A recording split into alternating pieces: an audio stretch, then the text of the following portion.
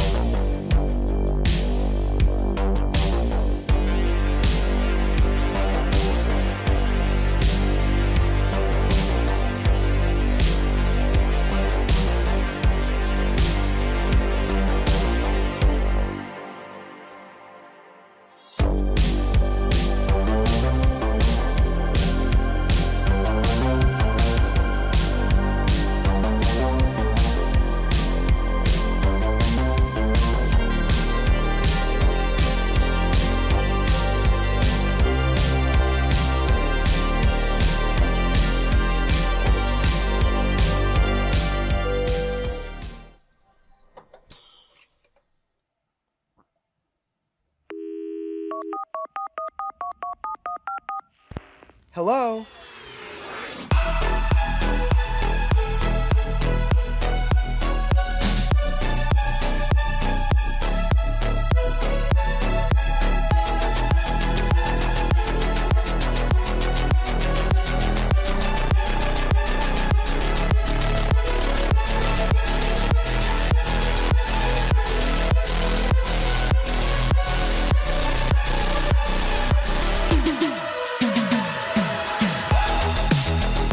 Hello, everybody. Peace, peace, peace, peace, and welcome to the Fashion Bunker extravaganza on this, a joyous Saturday. Hello, everybody.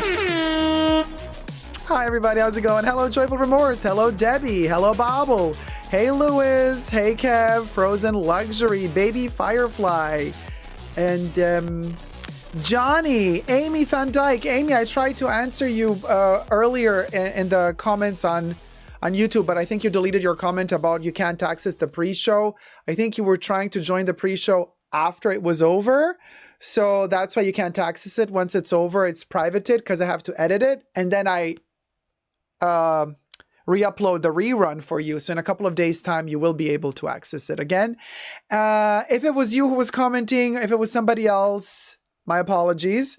Also, Tier 2 members and Tier 2 patrons do get access every Saturday to the live stream pre-show exclusive which is 2 to 3 hours long at this point. And boy, oh boy, had we had a lot to say this time around. So just letting you guys know, if you never want to miss a beat and spend more time with me, join, become a member today, or a patron. Super Unethical spelled together on Patreon.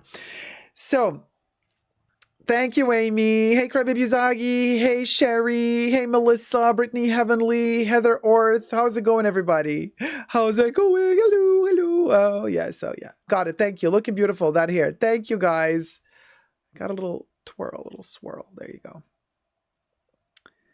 And, oh, hey. Pretty Aka. Pretty AK. O2. Newbie here. Hi. Hey, sweetie. Welcome, welcome. Hi. Welcome to the live chats. Hey, Jacqueline Galvin, how's it going, sweetie? Welcome, welcome. Welcome to the main attraction of this Fashion Bunker live stream. Melissa says, love your necklace. Thank you so much. We got a little fly. You know, there it is. My little Vivienne Westwood fly. Why doesn't it move? Wait, is it? Oh, no, it does move. I was like, why is that not moving? Oh, it's moving. It's moving. Hey, Teresa McGuire, D. Higginbotham, Andre Schwitter. The hair is Arif. Thank you. Thank you. D. Higginbotham is amazing hair. Thank you. She's here. Hey, legendary legend. Teresa said your hair looks great. Thank you, my love. Dondism. Hi, Jacob. I'm burning with fever, but I'm still on. Oh my God, get better soon, sweet. Gosh, you've been having the sniffles for a while now. I hope you're doing better. I hope you're going to do better really soon. Hey, Miss Kitty Riveros. Thank you. Hey, Farinalda. Hey, Didi. Hey, Nettie. Good morning to you too. Lolito's Lolito. Ciao, bello. Hey, ciao. How are you? Don Spatz. Hi, everyone. Tommaso Squarzoni. Love ya. Love you too, sweetie. Tommaso. You speak Italian? Or you've just been... how do you say? You've been extrapolated from Italy into America. Hey, Corey K, in the hair, right? V-Sense. It's a cockroach. No, it's not. It's a little tiny fly, y'all. It's a shit fly. It's a shit fly. You know, I love them. Gosh, get a life. Hey, Ellen. Hello, everybody. Hello, Dico. Hey, Athena Aphrodite.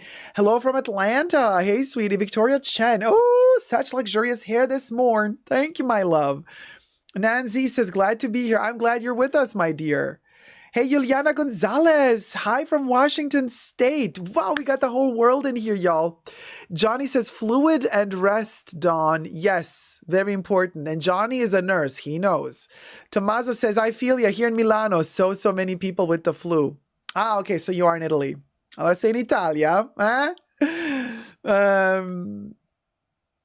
Oh, I miss aperitivo right now. Oh, I could do... I know in Italy it's probably really late right now, but like it would be really cool to... Spritz con aperol. You know. Sitting in some piazza, Piazza del Duomo maybe, just like chilling, checking out the people, gossiping about everybody, sipping, eating the little chips while we're sipping an hour. I would do Spritz con aperol, but you can also do Campari aperol, but I'm more the Spritz type of guy. But yes, 3 a.m. Spritz, you best believe it, Melissa. You best believe it. Lolita's Lolita says, if you made a wig with your hair, I would totes buy it. Oh, thank you. Oh, okay. I'll think about that. Hey, Ryan. Hey, MC. Hey, Caroline Steele. Simply Dr. Shay Cool. I love your honest reviews. It's a money saver. Thank you. You know we always keep it real in the Fashion Bunker. You best believe. Yes, as soon as you are in Milano, we definitely go into Navigli. Oh, we gotta go to the Navigli. Yes, I've been. It's amazing. Pre-pandemic times when I was working for Fashion Week. And Johnny says, Spritz and olives, just perfect. I got a couple of olives in the fridge. I might just maybe have a little nibble later on, but I don't have the Spritz con aperol, unfortunately. But I do have the olives. And I have some liquor. Hey, Jesus. Hey, Pau ASMR. Oh my God, so many wonderful people. Ophelia ASMR. Hi from Australia. Hello, sweetie. Down under. Down under. Hello, Barbara Rank. All the snack talk got me hungry. Girl, you know I'm always hungry. I can always eat. And also, I want to say, we have a hell of a show today, but I want to say welcome to everybody. Thank you so much for being here with us. Cha the hair. Oh my gosh, it's everywhere, isn't it? And I also want to say that there is special merch, going down at the moment, and the coupon code is still valid. Thank you to the coupon codes, gods, because we got the 25% off. 25% off with the coupon code YT Shopping 25. The entire merch selection is available, and including the brand new dog, fashion dog. We call it the fashion dog. There it is, with a little wiglet. It's a judge. It's the fashion dog judge. And the cute part about this is, even for your dogs, there's a little dog outfit with the print of the fashion dog judge. So your dog, your quadruped, yes, your quadruped can walk down the streets in its fancy fashion bunker attire and be the judge of style of other quadrupeds walking past by. Quadrupeds or bipeds. Bipeds, I don't know. Tommaso says the best is the mixed spritz. Not too sweet, and the one with only Aperol, and not too bitter is only Campari. Yes, that's the one. Oh, so you want to add a little bit of Campari and a little bit of Aperol? Yeah, I could layer. I like a good layering. You know what I mean? Yeah, I could try that. I can totally see that happening. In Venice, you know what I used to eat in Venice? So my friends that live in Venice would take me to this special little place. And of course, you don't go to the touristic places in Venice. If you know, you know. IYK, Venice, Italy, not Venice Beach, huh? They would take me to these little secret gasse, like streetlets, little tiny streetlets, semi-illuminated, where you have the feeling, oh my gosh, am I back like 200-300 years ago? Am I going to get the plague if I walk down these streets? That's how you feel. And then all of a sudden you turn a corner and you're inside a little teeny tiny, like underground, you can't even call it a restaurant. It's literally a hole with like 3 benches. And that's where they go to have their little aperitivo and snacks before dinner. Oh my God. Okay. So first of all, forgot what they're called. We had the mouth is we're done. Mouth is watering. We had the deep fried tuna balls. Okay, so they are breaded with rice and tuna, and the way that they do them there, right? It's a special Venetian thing. They're like this big. Oh my God, those little tuna balls. Then they got the fried olives. Yes, everything's fried. Venice loves their fried food. Fried artichokes, although the best fried artichokes I had in Rome, alla Giudecca. Oh my gosh. Okay, so listen. I'm so hungry. Okay. Arancini. I love the arancini as well, Johnny. Yes. Hey, Cosmic Acid Triple One. Love the name. Hello. Hi. Hey, DD Bean. Vicens, I called it a cockroach because Rich Lux calls the Dior homme. Oh, Nancy, thank you so much for the tip. Thanks. Thank you too, Papa Cherry. Yes, Queen. Wait, so what does Rich Lux call it? I missed the chat. Hey, Kev. Don't I talk about Italian food? Dior homme be a cockroach. Oh, because you thought the Dior homme bee was a cockroach? Who's going to tell him it's a bee? Gotta love Rich. Oh, I think he knows it's a bee. He goes with the flow, Hey, Blue Bannisters. I was in Sicily and had so much fried stuff too. I got your email. Didn't have the time to read it yet. Blue Bannisters has sent me an email a while ago. And listen, Blue Bannisters, you're going to see, I'm going to talk about it in this live stream. As you've probably seen from the title, we have a bit of a situation going on. And it's really, really annoying. And maybe let's just do it. Let's just get that out of the way. Let's thumb up the live stream, first of all, you guys. We got a bunch of people in here. Hey, Ryan Bethune. We got over 200 peeps in the house, and we're not even at 100 likes. You guys, it's so important to thumb up the live stream if you're enjoying it, of course. But why would you be watching if you're not enjoying? Unless you're not hate watching. We got those too. But that's okay. You can hate watch. Still thumb up the video. You know what I mean? because, you know, it's a democracy here. You don't have to like me. As long as you watch me, it's okay. You know what I mean? You can thumb up and hate. So, thank you. We got 96 likes. Let's get to 100. Honey, 100. Ryan says, Jacob, if I order the merch, can it be shipped to Canada? Yes, they ship worldwide. Yes, they do. Yes, they do. Rachel says, hello. Hi, Rach. Hey, VLTN. I saw that video on TikTok and was really shocked that they didn't credit you. They didn't even ask for my permission. Bliss with Liz, the urban gardener. Love the name. Love you from Malaysia. Hello, my love. Welcome. Hey, Danitza L. Thank you for thumbing up the video. Hey, Vitor Alvesantos, 100. Yes, we're at 110, you guys. Thank you so much. Let's go for the 200 now. And Farinalda says, in the Mediterranean... Oh, wait, hold on. So we got a super chat. Thank you so much, Miss B. It's going to pop up any second here. Keep being your amazing self. Thank you for making my Saturdays great. Oh, my love, thank you so much. It's going to pop up here any second. And when it pops up, Bubbles is going to read it again, and then we're going to pop a cherry, virtual cherry. Hey, Simply Dr. Sheikole. Like Sheikole, but Sheikole. Sheikole. Hi, sweetie. Farinalda says, in the Mediterranean, we have olive oil, and we love to fry our meals. Listen, anything deep fried is my cup of tea. Told ya, it just takes Bubbles a minute. $6 canadiens et 99 cents super chat from Miss B. Keep being your amazing self. Thank you for making my Saturdays great. Cœur qui grandit. Thank you so much, sweetie. We popped a cherry for Kath. Miss B, sorry, Canada dollars, but Miss B, thank you so much. Slay Kool-Aid says VLTN. Blonde and Chatty, hey sweetie, hey Tracy B. Oh, thank you, Rach. Yeah, looking elegant today, right? Just me, my fly, and I. Oh, that little rhyme. Oh, merch, little t-shirt. Me, my fly, and I. Why not? Oh, by the way, also if you want, you know, the Fashion Bunker glasses, they're also 25% off.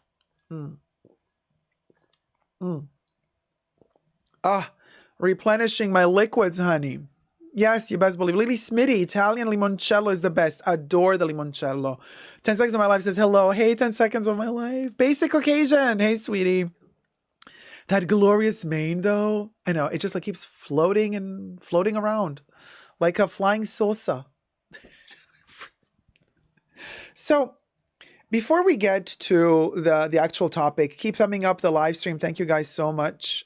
For all your love and support. It really means the world to me, especially in this troublesome period of this week where my content, my video, how to pronounce as a Schiaparelli, has been taken without my permission, without talking with me, and used somewhere. We're going to get to the details and we're going to film a special segment just for that, but I'm just kind of hinting at what we're going to go to, and I'm going to describe to you what happened, and it was really, really bad. So this week has been not cool. I don't like when I have the feeling that I'm being bullied hardcore by a bigger channel.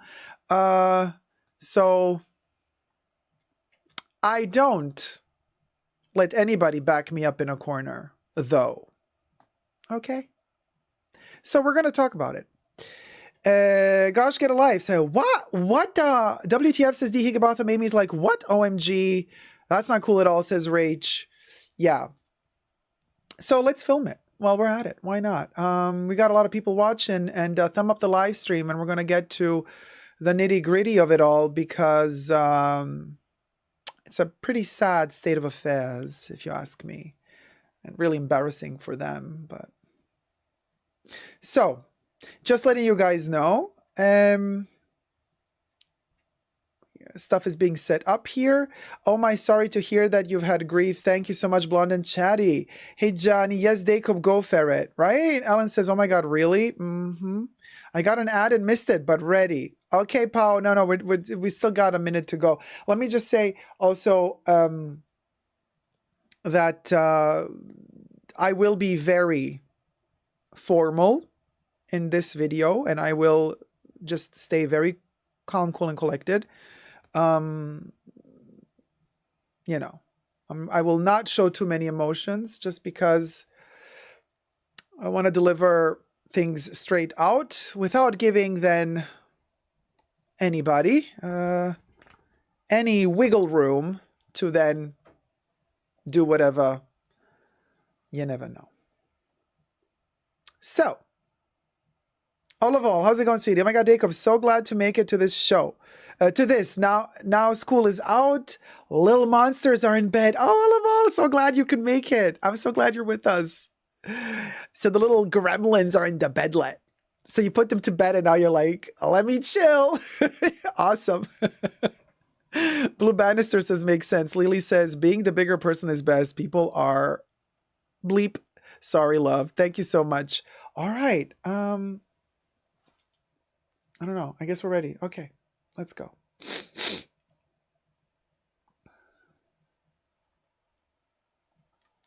It has come to my attention that Luxe Collective has taken my video, how to pronounce Elsa Schiaparelli, without my consent, without asking my permission, and without me ever endorsing their business, and has placed said video with an added 2-second intro of one of the Luxe Collective people saying, this is how you pronounce this brand. And the rest of the video, the entirety of the rest of the video, is me. My likeness from my video that I made several years ago, entitled How to Pronounce Elsa Schiaparelli. And mind you, they posted, I did not know, first of all, about Luxe Collective.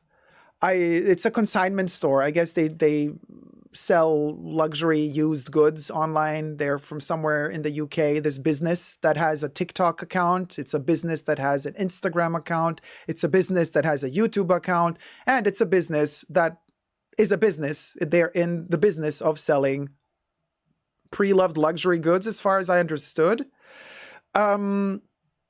And this is a problem on many levels, but I had no clue about them or anything like that. One day I wake up to a notification where one of my subscribers commented under their video, the video that is actually my video that they took from me. And I found this comment saying, credit Super Jacob. I was like, credit Super Jacob? What is this? I click on it and I discover this exploitative and unethical use of my content on their Instagram account. How to pronounce Elsa Schiaparelli. Now, that video was shot 6 or 7 years ago and it's still on my channel. It's still doing good on my channel. You know, it still gets views on my channel and I have not taken it down from my channel ever. I have never privated that video since uploading it many years ago. I then, in response to what happened, checked TikTok. I got a notification from one of my subscribers there as well saying, you know, credit Jacob. I'm like, did they also take my Elsa Schiaparelli video, how to pronounce Elsa Schiaparelli, and did they also post it on their TikTok account? Oh my God, they did that. So exploitative and unethical of them also to do so on TikTok. So I commented under that video on TikTok as well saying, hey, what's going on here? But before I did that, I wrote a DM. I wrote a personal message to Luxe Collective. I sent the DM on Instagram and on TikTok. And in that DM, I state to them, hey, I don't know who you are. I do not endorse your business. You never asked me permission to use my content for your business. You never asked permission to use my likeness for your business.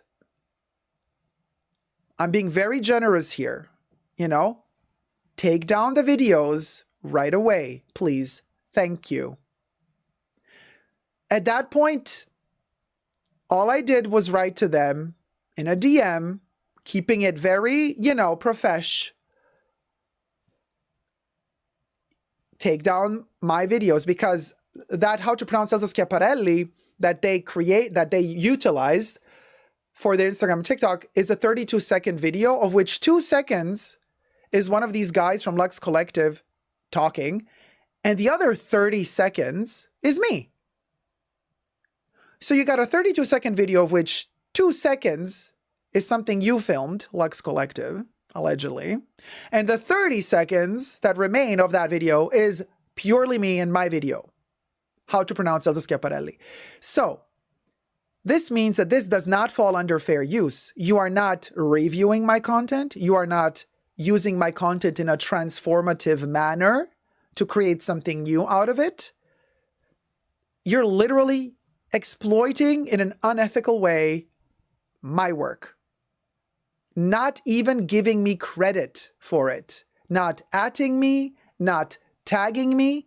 And after I sent a DM to Luxe Collective, this luxury reseller, they never even read my DM. Now, they could have read it, but left it unread, because when you send a request, it lands in a request folder for a DM.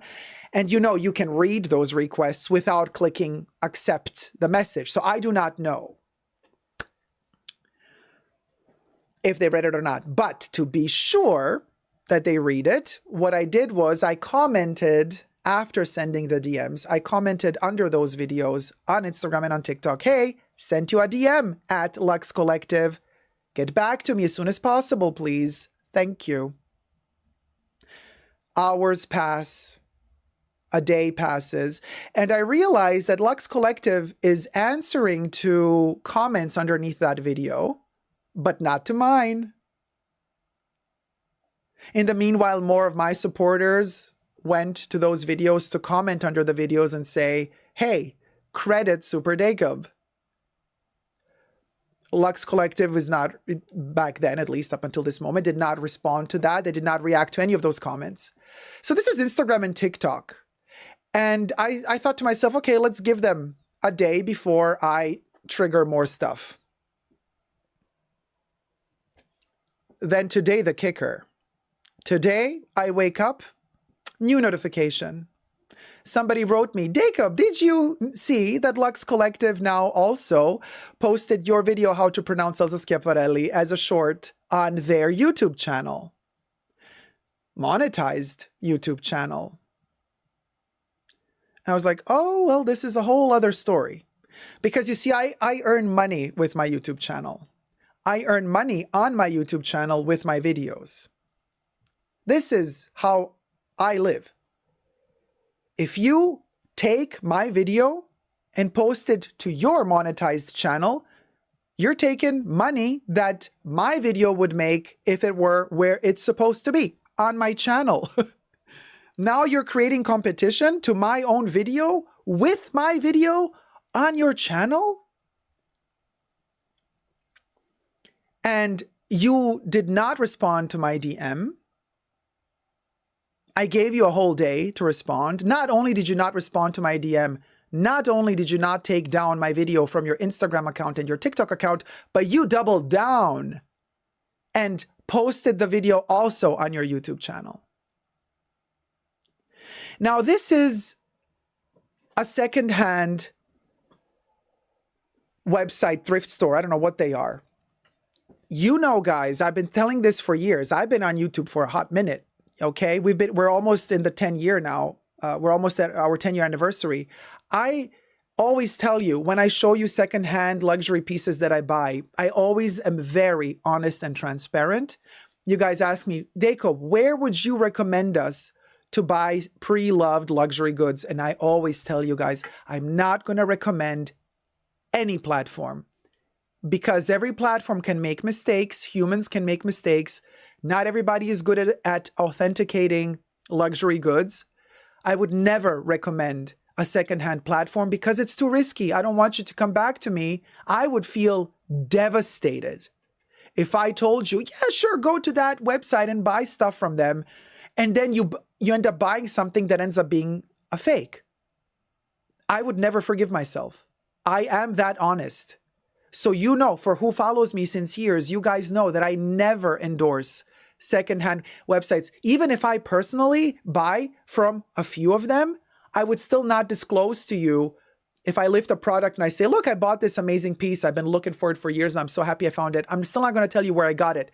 Not because I'm gatekeeping where I got it, but because I don't want you guys to then potentially purchase something from that website later on and in an unlucky turn of events get a fake or something. You know what I mean? So this is why I never endorse pre-loved shops, right? And this is a pre-loved shop. Luxe Collective is a pre-loved shop that also in one of those interviews, one of these guys says, oh, they've turned their business that they just started a few years ago into a £5 million business. That's what they state. I'm like, oh, so you got money. So you're like kind of, being all like, hey, we got the money. We got £5 million business going on here. I see. You got the money. And yet you don't have the decency to actually ask a fellow content creator to use their likeness and their content and to offer them money, maybe even to strike a deal of some sort. No, none of that. You want to keep that money for yourself, but you also want to keep the content that you took from me for yourself. And all the polite and nice pleas that I've made to you to take down those videos, you have not accepted any of them. Instead, you now double down by posting the video also on YouTube. And furthermore, as if that wasn't enough, you know that social media platforms like YouTube have very serious guidelines. Maybe you didn't know this, but content creators have the responsibility on their channels to moderate the comments. Yes, you have a responsibility. You can't just let anything fly. You have the responsibility to keep it friendly. You have the responsibility to keep hate speech at bay. And I do believe if you read into the nitty-gritty details of user guidelines on Instagram and TikTok, they probably have similar policies to YouTube as well.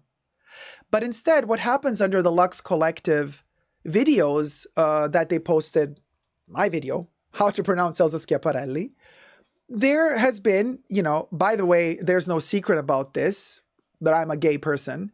And, but there has been homophobic comments underneath those videos on the Luxe Collective Instagram and TikTok, right? And those homophobic comments were not moderated. They were not deleted. They were just left there, because I guess they're funny for homophobic straight people to laugh at me, make fun of me, of how I look. In that video, I had really short hair, by the way, and it was bleached blonde. And for those of you who don't know, when I shot that video with my friends, we had this running gag. In that particular video, I used 2 shades darker powder because we had a whole skit we were doing on Donatella Versace. So I wanted to have that Donatella Versace complexion. That was all a joke. It was done on purpose to kind of have that orangey, browner skin complexion. The comments that are on Luxe Collective's Instagram account in particular in the comment section are very hateful towards me. Luxe Collective not only did not take down the video that they took from me and posted to their social media account, but they also did not moderate the hate speech that was perpetrated against me.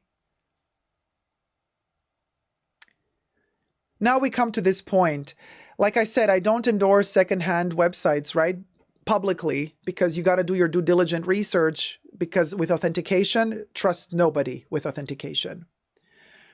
But now this business that claims that they have gotten to a £5 million earnings, and they're like, we're so good, we're so big. They grew on TikTok, right? They got their millions of followers on TikTok that then trickle down to YouTube and to Instagram. It's like a TikToker person that made it big on TikTok, and then all the followers kind of trickle through to the other social media platforms, but it's a business. Now, I personally would never, it's just my opinion, I would personally never recommend to buy anything from them, because if they are capable of doing this to me,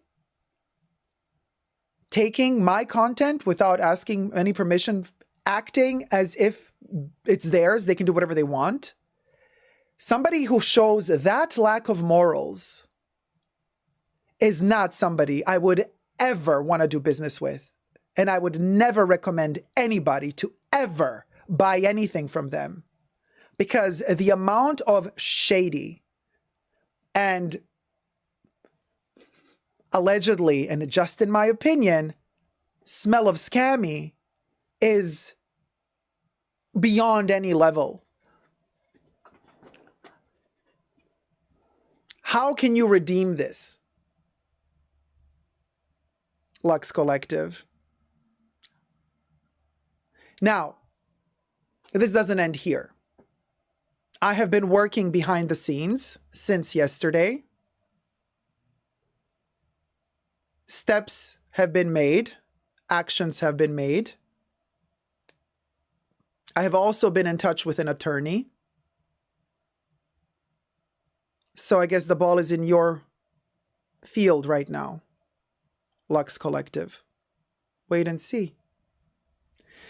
And for all the small and smaller content creators out there, I just want to let you guys know there are laws and you also have rights. Just because you're a smaller content creator doesn't mean you should let anybody bully you. You have the right to say something. You have the right to voice your discontent. If somebody's bullying you, you know what a bully wants. They want to silence you. A bully, since we were kids in school, you know how it goes. You know how the spiel goes. They want you to stay silent while they're hurting you. They want you to not scream and shout for help while they are hurting you. But you have a voice. Use that voice. Voice your discontent. This is not fair. So, to all the smaller content creators out there whose content gets taken from them and used by bigger channels who think that they can get away with whatever they want because they're a bigger channel, those channels have another thing coming. And for YouTube, Instagram, TikTok, you should definitely strengthen your policies to protect content creators, especially smaller content creators who are just starting off. I'm not the smallest content creator, but my channel is much smaller when compared to Luxe Collective's channel. Am I going to let them bully me into submission? No. You got another thing coming, Luxe Collective. Just saying. So, thank you for watching, guys. Raise awareness about this. In my feeling, this is an injustice. It is unethical and exploitative of my content. Thank you. Let me know your thoughts in the comment section down below. And until next time, subscribe and thumb up this video. And never give up on love.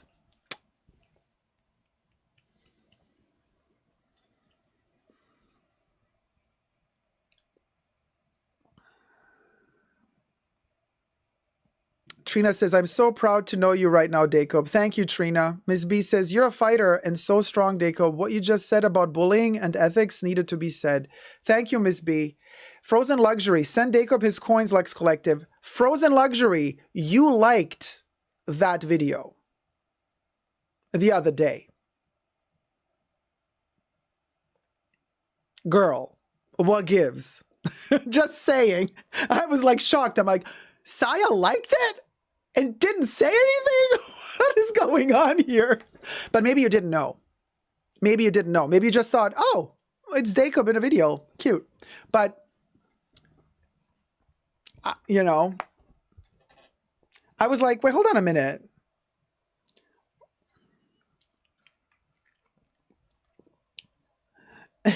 Oh, and we oop, just saying. So this is a huge deal. I'm so glad that you are not letting them get away with this, says Pau. So I'm just letting you guys know.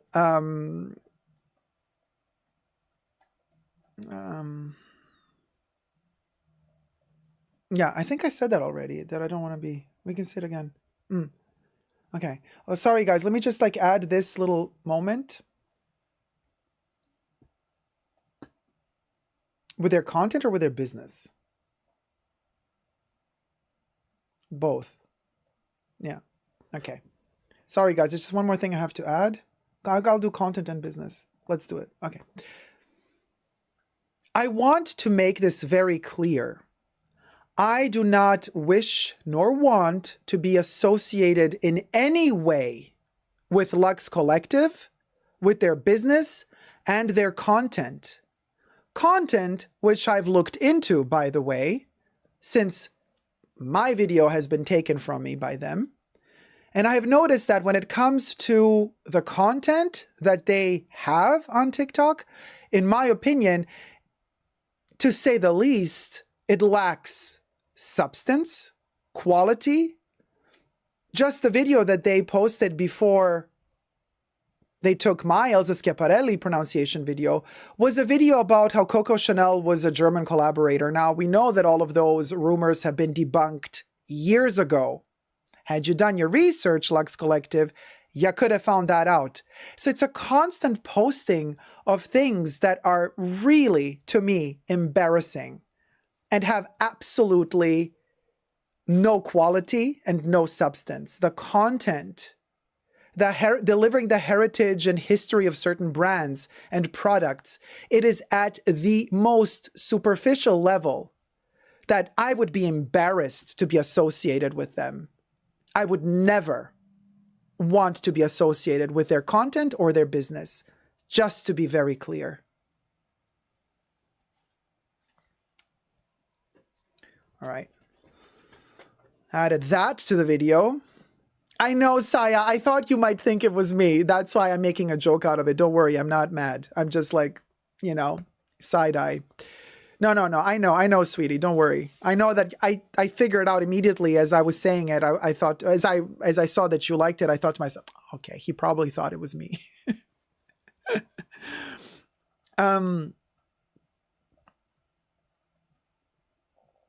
You know.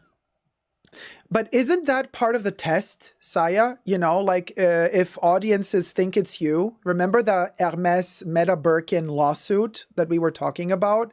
I did several videos on the Meta Birkin lawsuit and the Ginger Rogers test that was applied within the jury to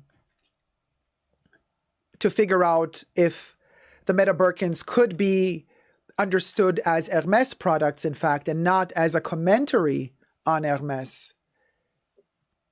And what happened? The jury thought it was Hermes, even though it wasn't. And that's why Maison Rothschild lost the case. And the Meta Birkins are not allowed to be sold no more. Because the audiences, because the jury thought, oh yeah, no, that's an Hermes product.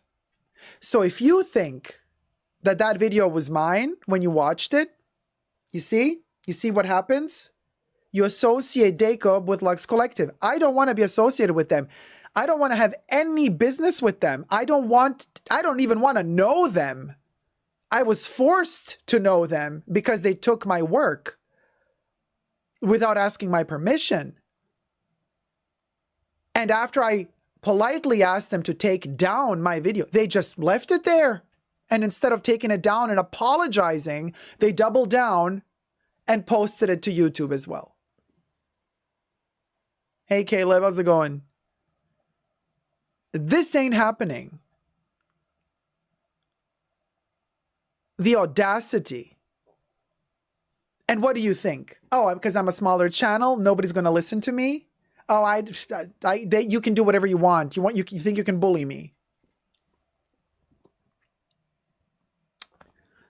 You got another thing coming. So there's that. And I repeat to all the smaller channels, voice, always your voice. Thank you for becoming a member, Telma.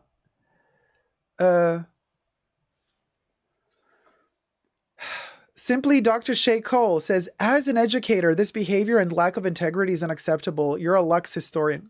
Thank you so much, my love. The super chat is going to pop up here any second now. So we're going to have French Bubbles read it again for you. And you guys know how hard I work to deliver content to you, how much integrity I put into the work. how real we always keep it. When I started voicing the alarm about increasing lack of quality in certain luxury products and brands, I got so much slack for it because within the YouTube luxury community, it was still not a thing. You know, nobody was used to content creators also criticizing these brands. So people were coming for me because they were still so indoctrinated by the brand marketing of these brands to never criticize anything. You know, oh, if there's something wrong with the bag, no, honey, there's nothing wrong with the bag. There's something wrong with you because you see a flaw in the bag. Let's be honest about, you know what? Let's shoot another topic. Yeah, why is Bubbles taking forever to post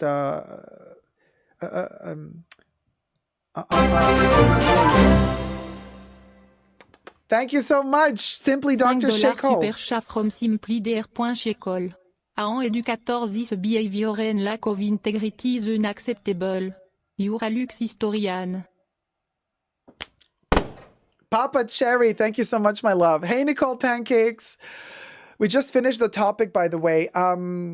Yeah, and this is why the super chat, I forgot now. You see, this is not good. Things have to be done in a more timely manner. Because, yeah, and it's gone.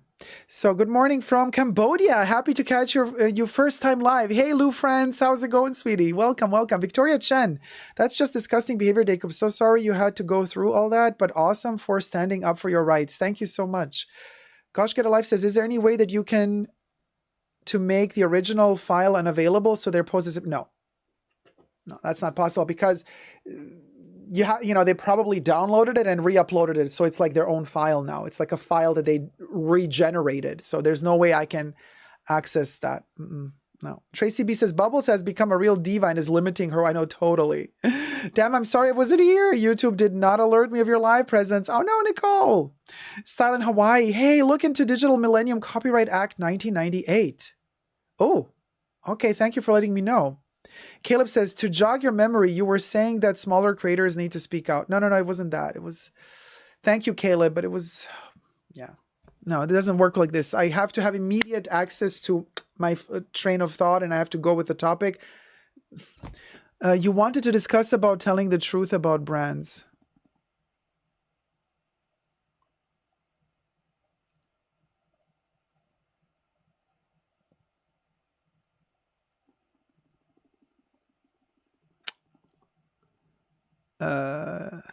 Anyway, I'll just let it go. It's just, I had the right, sometimes you just have to fine tune the concept just right. Oh, Dihigabotham, thank you so much, sweetie. Dijingbotan donated $10. If the things they can intimidate you, they are sadly mistaken. Yeah, pop a cherry on listen, let's pop a cherry on that one, that's for sure. And I mean, it's so detrimental to my work as well because I lost sleep over this. This has caused me a lot of distress. You feel violated. You literally feel violated because it's like somebody breaking into your house, taking whatever they want, and then the next day you see it for sale somewhere, and you're like, well, hold up, but that's mine. How did they get that?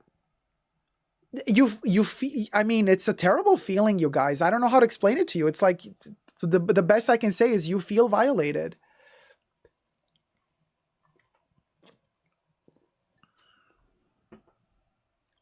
Oh, Debbie, the ads are stopping my videos. You have to push play again. I don't know what that's about. Is that a glitch? No, there's still no update on pre-order situation, Crybaby Uzagi. Yeah, it's a new YouTube glitch, Debbie. It's a new YouTube glitch. Yes. Hi, Jacob and Chad. Hey, Sunset and Moonlight. I'm so late. What happened, please? Oh, Cha. No, I can't. I think I gave my everything already. Savannah says, first one to speak out on brand quality. Yeah, well, I'm not going to record a topic now because I lost that thin thread that made the topic worthy of a video.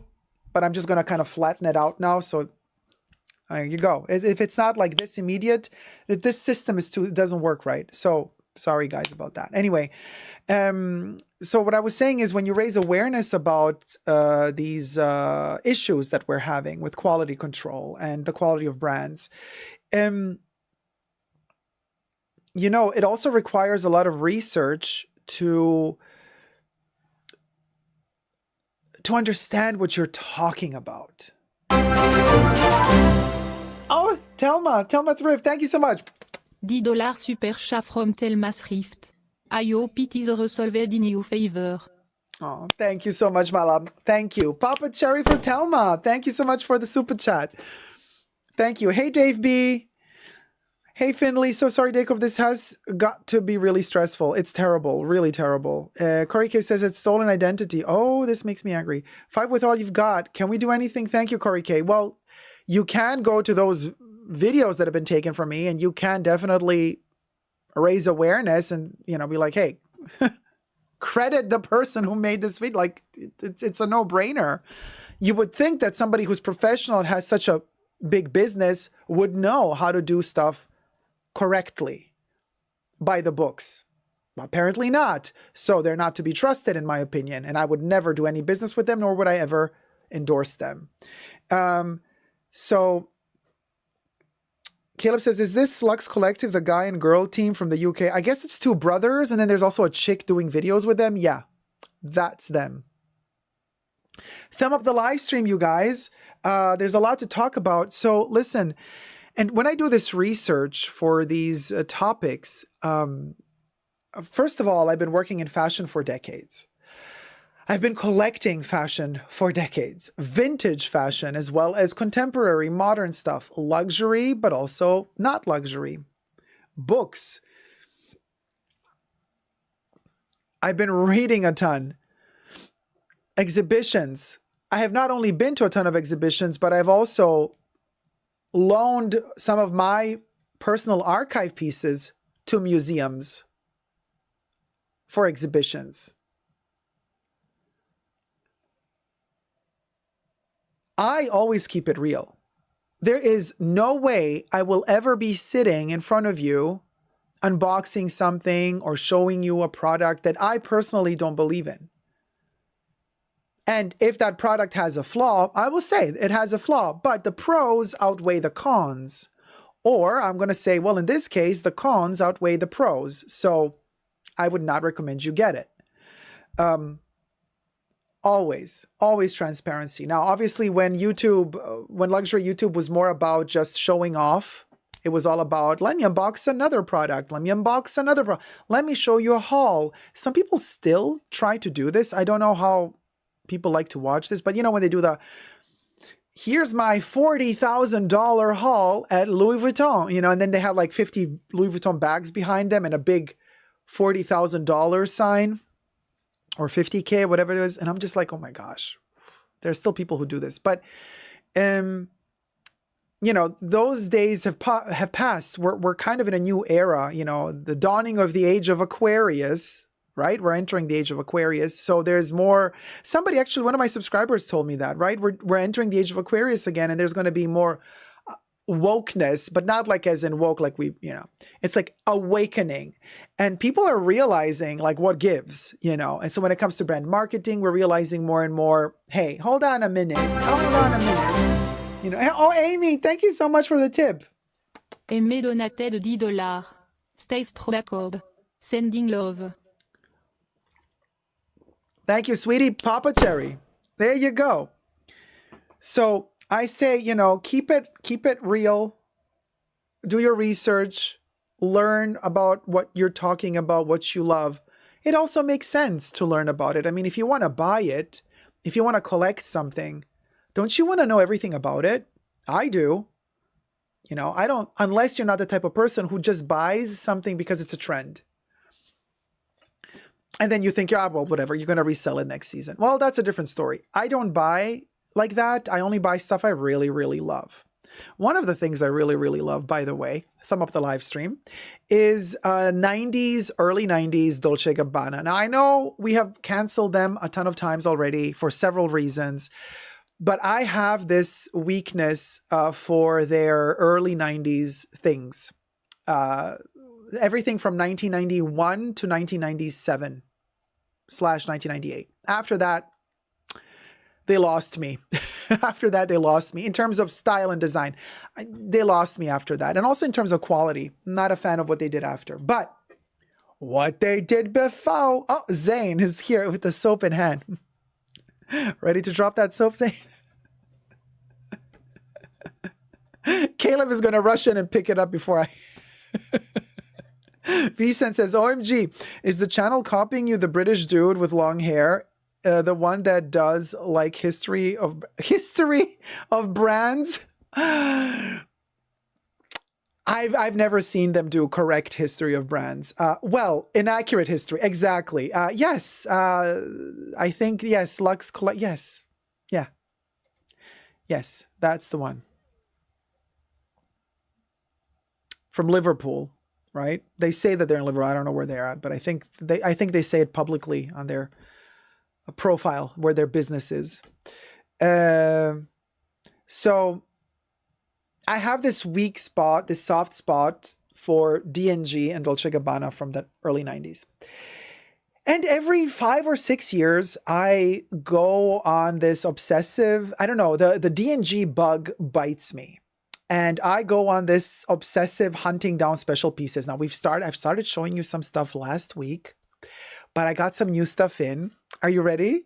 Okay, so a little vintage haul, because I am more and more back into vintage because quite frankly, you guys, everything that is available today, new from the brands, is just really subpar to say the least. But the prices are insane. The quality is terrifying when it comes to, bags, clothing. Oof. You can rarely find something that's worth that money, that they're charging nowadays. Some brands are still relatively fair with what they charge you, but other brands are just like, no, it's gone beyond any reason. So I'm just saying, vintage, I'm kind of going more back into vintage, right? And when that bug bites me, it's usually Dolce & Gabbana. So let me first show you the first thing I got. Vintage little thing from the 90s. Now, if you are a Tier 2 member and a Tier 2 patron, you will see a little bit more in detail information about all these pieces that I got because I filmed all of this in the pre-show. So I'm not going to show you all the pieces here. Some of them remain exclusive to the pre-show. So, but here we're going to show you these little gorgeous Dolce & Gabbana reading glasses from the 90s. It's the frame.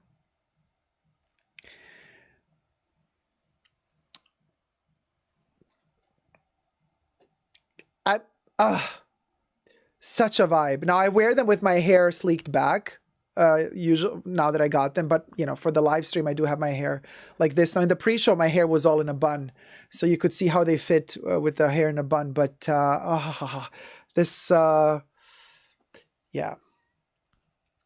So the maker of the glasses back in the 90s, I'm not so sure if it was Marcolin. I think Dolce & Gabbana had their own production. I don't know who it was. But then they shifted from this first manufacturer, which is still a mystery to me. They shifted to Marcolin. And then after Marcolin, they shifted to Luxottica. But the first glasses were not Luxottica. And I'm not so sure if they were Marcolin or a third company still. And they came in these gorgeous patent. It's not leather. It's plastic. But it has a metal plaque and this gorgeous kind of retro vibe. It's typical Dolce & Gabbana to die for. And then the other pair I got in a bigger case. Now these are sunglasses. Oh my gosh. Okay, these are divine.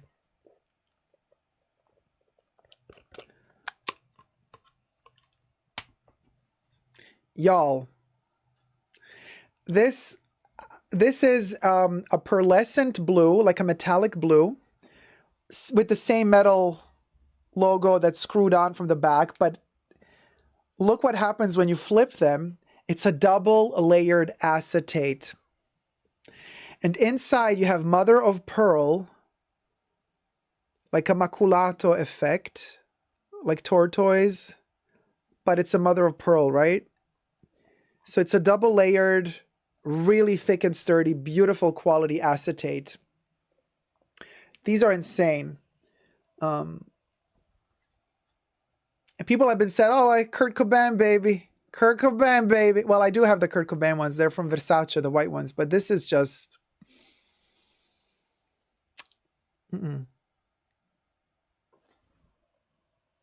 Anyway. Beautiful, beautiful, beautiful. Like, you know what I mean? So let me just clean my makeup off. And then we're moving on to the next piece. Of course, it wouldn't be a haul if there wasn't a bag, right? So when it comes to Dolce & Gabbana, there's this one, you know, when they started doing their like kind of for the club kids of the time, mind you, this is mid-90s. Club kids were all the rage. You know, E was all the rage. Everybody would pop something and rave throughout the night. So this club kids momentum also trickled down to Italy. And Dolce & Gabbana created their line for like the youth called D&G. And the first collections of D&G were so club kids culture. They were incredible. The styling was amazing. The fashion was amazing. The nylons that they used back then were incredible. The Italian nylons, yeah. You know, that's more or less also the era when Prada began their nylons. But Dolce & Gabbana delivered something with D&G that was better than Prada. Their nylon pieces were so cleverly constructed and so in tune with club kids culture. They're delicious to see. They're delicious to hunt down. They're so rare because this particular logo was used only for 2 years and then they stopped with that logo and then they changed the whole logo. There's reasons for that I explained in the pre-show. But the pieces with that particular logo that I love so much, I have one piece here that I've protected already. It's archived. I'm going to show you a nylon D&G bag.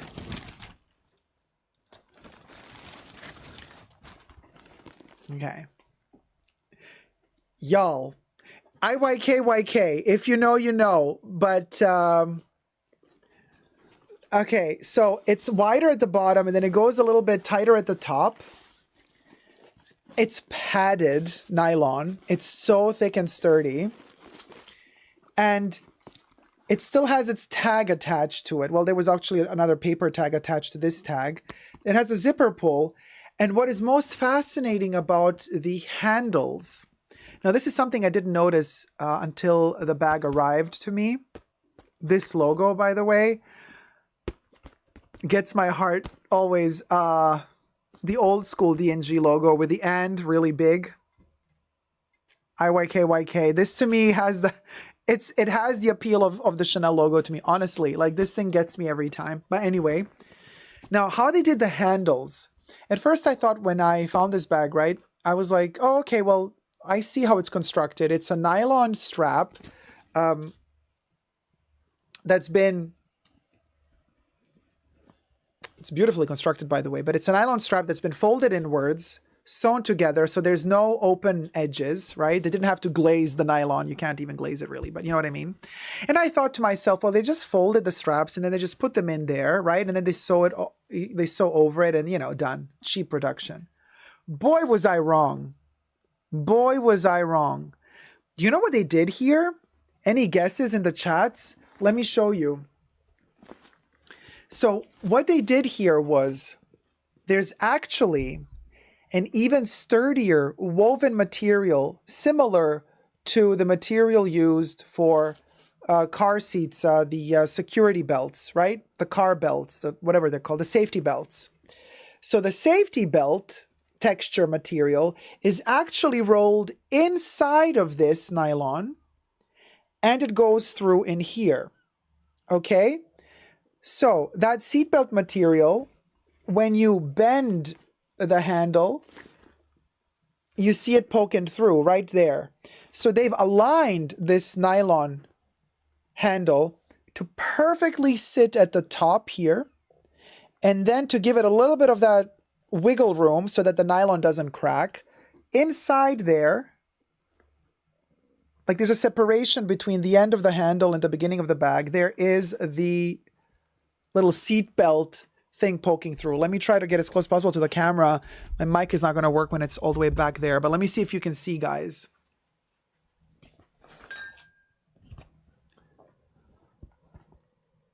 Right there.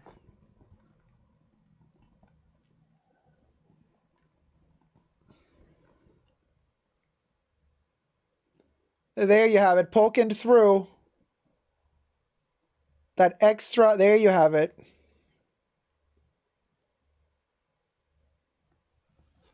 Dihiki Botham says, that's not tearing anytime soon. No, this is going to outlive me, probably. It's that good. And, but it also gives it a very interesting functionality, you know. And then when we look inside,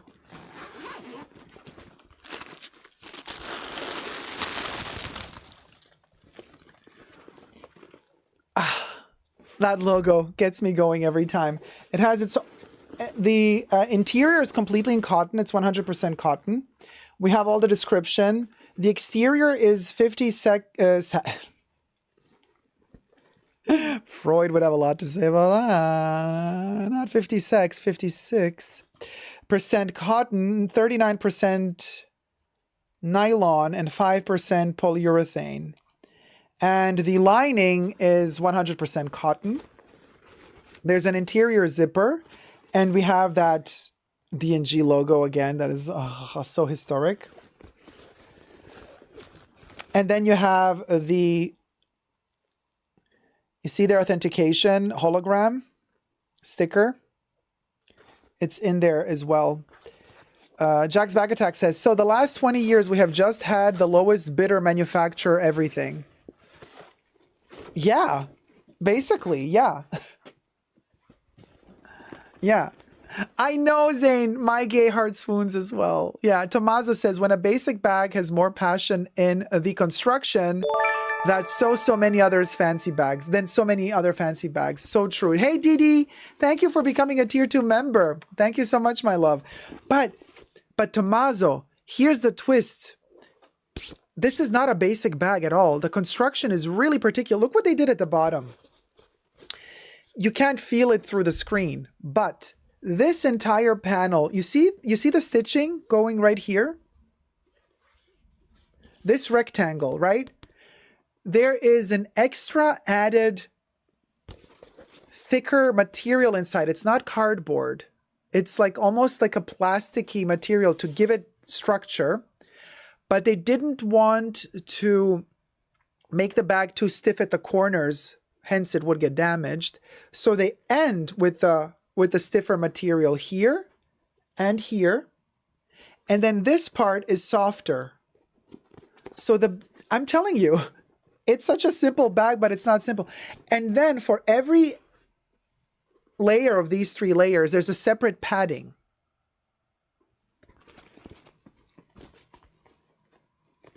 It ends here, then a new padding begins. What I'm saying here, you guys, listen, this is not one piece of fabric.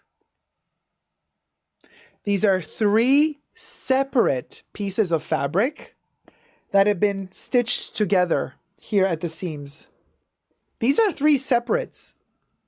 They built them on top of each other. Like, it's amazing. Like, it's freaking amazing. Like, you know, and like, they didn't even need to do it, but they wanted to do it. And you can feel it on the inside. Like, when I go on the inside and I try to touch these seams. So between the interior lining and these seams, when you touch, you feel that they have, you know, that the fabric has been pulled in, sewn together. So there's that interior seam. So these are 3 different pieces of fabric sewn together, not just one piece of fabric that they just kind of threaded through, you know. That's how you would do it to do a cheap bag nowadays. You would have one piece of cotton, you would pad it inside, a cotton, whatever material. You put the padding inside on both sides, and then you just sew 2 lines across and call it a day. No, these are 3 separate panels. And another thing, also a cheap bag today in nylon, looking at ya, Prada. When they create the zipper pull on top, they would go for the simple, okay, the bag ends up here. At this height, at this level, we're going to implement a zipper. It's the easiest. It's like how you save money in manufacturing. It's like a kind of engineering a bag, but you engineer it in a way to have the most cost-effective product, right? Well, not D&G in the 90s. Nope. Look what they did.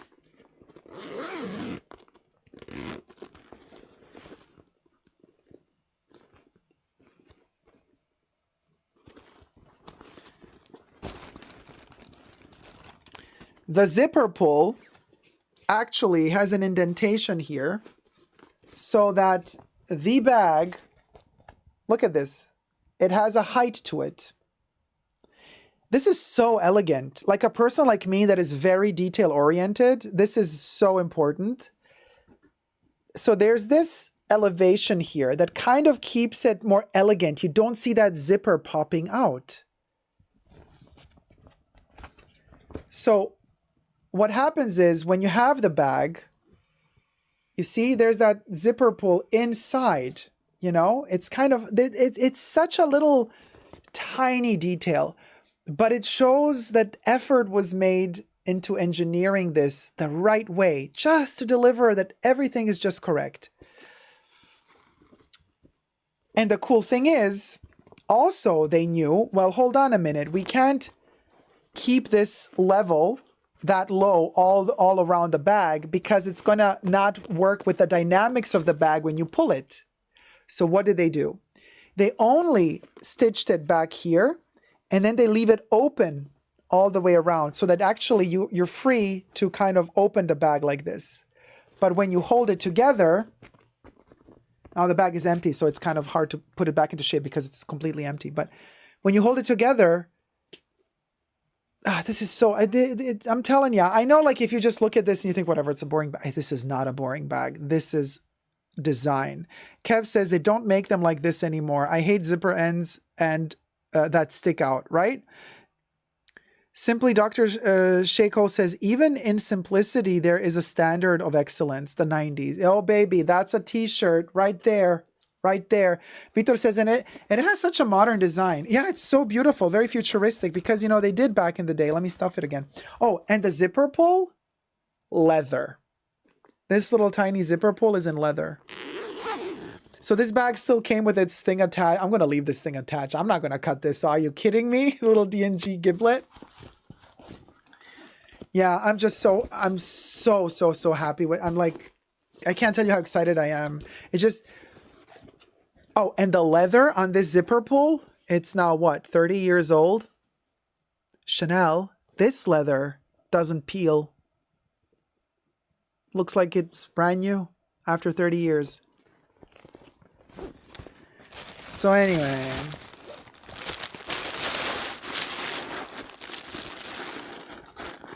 I stuff nylon with plastic. So I put plastic bags in there.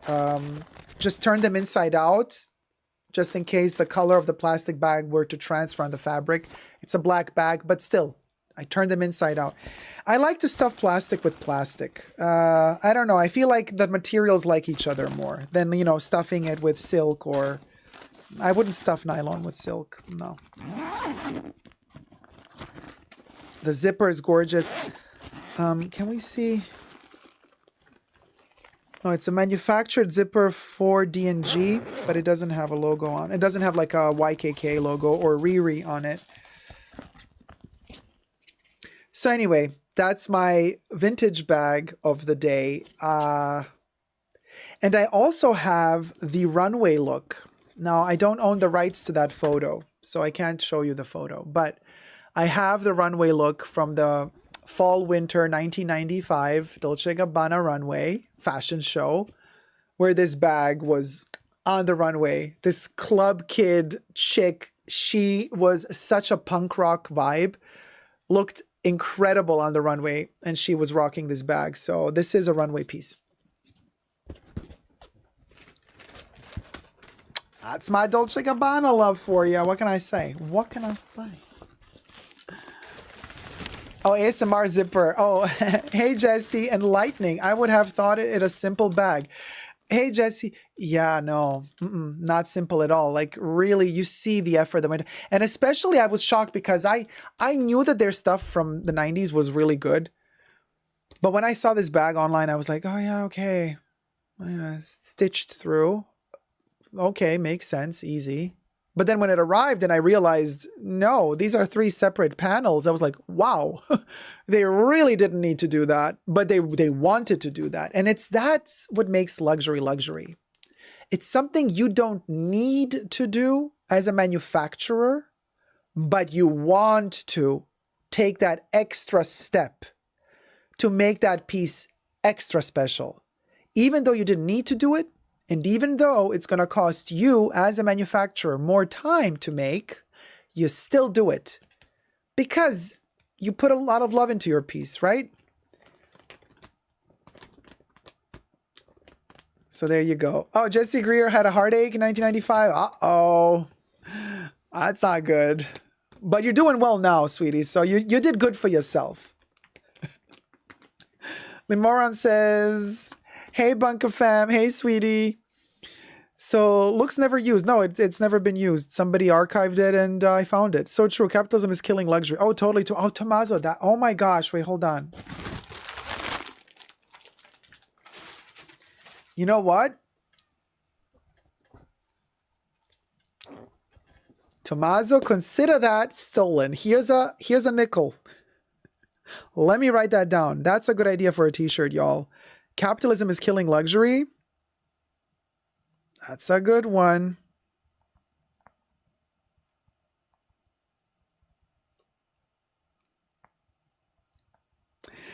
And in the fashion bunker, Tommaso Squarzoni said it, but could you imagine if we were in Italy centuries ago? Like Tommaso d'Aquino, you know Tommaso d'Aquino. Tommaso d'Aquino quoted to have said, I'm going to write your name as well. Tommaso Squarzoni. Just to have it as my reference so I know who said it.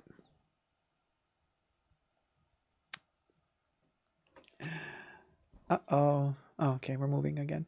The bag is an example of the excellence of simplicity. Yes, the Higginbotham. And I know the logo is there, so technically we can't say, oh, this is a quiet luxury. But nevertheless, it's simple luxury, maybe. Do you want to call it that? I don't know. So there's that. I wanted to share those little giblets with you. There's more, but that's in the pre-show. There's 2 other pieces, actually, that I showed in the pre-show. Now. Hey, Ollie. How's it going? Yeah, Tommaso the philosopher. Oh, Tommaso d'Aquino. Yeah, Tommaso d'Aquino. BB Spiritual Supply.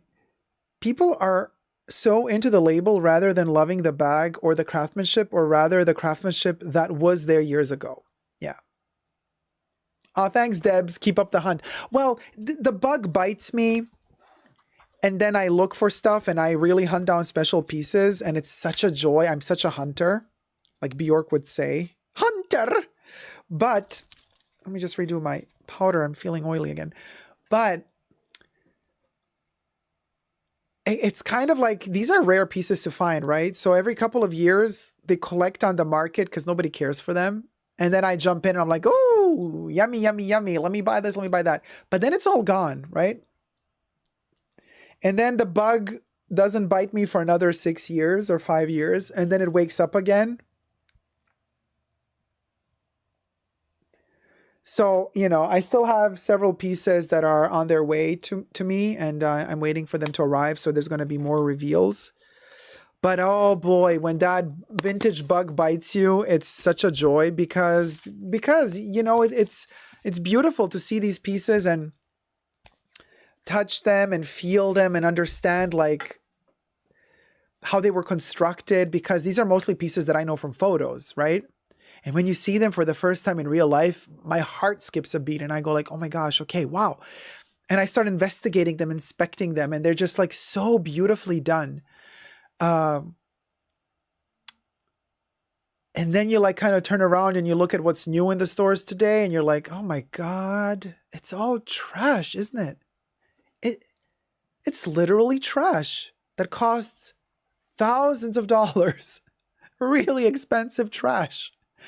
And yeah, we tend to forget because brand marketing always brainwashes us to believe in the FOMO and like, oh, you know what? The new collection is out. Did you see the new Louis Vuitton collection? I'm like, girl, I don't care anymore for the newest Louis Vuitton collection. The new one, what's it called? The new one, By the Sea. I'm like, girl, I don't care for another pastel, faded, whatever beach vibe bag from pink to yellow. Girl. We got other stuff to do. Oh, Michelle Salter says, you inspire me to go into vintage. Babes, you know, especially if you're into things like I am into this stuff, like nobody cares for this stuff, so it's not expensive. I understand that there's no covetability on the market for these things. People wore them back in the day. They trashed them because they went to parties with them. So very few pieces survived and people don't really care. So I'm kind of lucky that I'm kind of into this stuff that nobody cares for. So if you find your niche, right, within vintage that you love, but you see that there's no real market for it, you can get real lucky and you can get beautiful wardrobes of stuff that doesn't cost a lot. You know what I mean? Like you're not going to have to spend...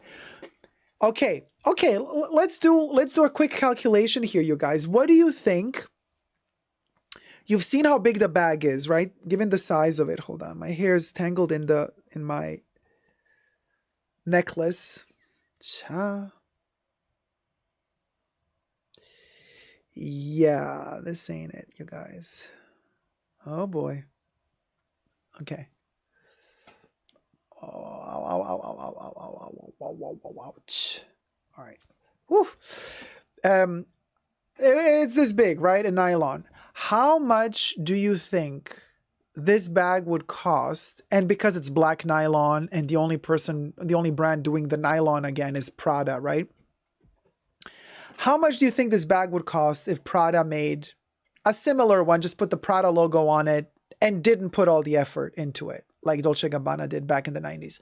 How much do you think this bag, how much do you think Prada would charge? That Prada would charge for this bag today, new in boutique. Let's see what you guys say. Melissa says $500. Exploring with Chris says $450. Zane says $3,000. Blue Bannister says $2,000 easily. Debbie says nowadays $2.5K. Jesse also says $2.5K. Heartbreak Hotel says no less than $2,800. D Higginbotham $2,000 plus. Rachel says $4,000. Lemoran says also Longchamp. Longchamp has good prices still. James Nation $2,050. The price is right. Jacqueline Galvin says $2,250. Resends $3,500. Melissa says, oh no, I was guessing the price for Prada. Oh, $2,500. $2,000, $5,000. Boom, boom. That's a lot. $3K, $4K, ampersand. Hi, ampersand. Nanzi says $2.5K. Jet Above the Clouds, $1.8. Corey, $2.5. Irina, $1.5. Antonella, $1.8. Smurfette, not less than $5K. Corey K says 1.5. Didi is at 2.5. Steph at 2. Chris at 1.6. JCN says I have two very similar in Hermes and Chanel. Caleb says 2.8. So let's see. Let's go online. Let's see if Prada has anything similar at the moment. I haven't been on the Prada website for ages. So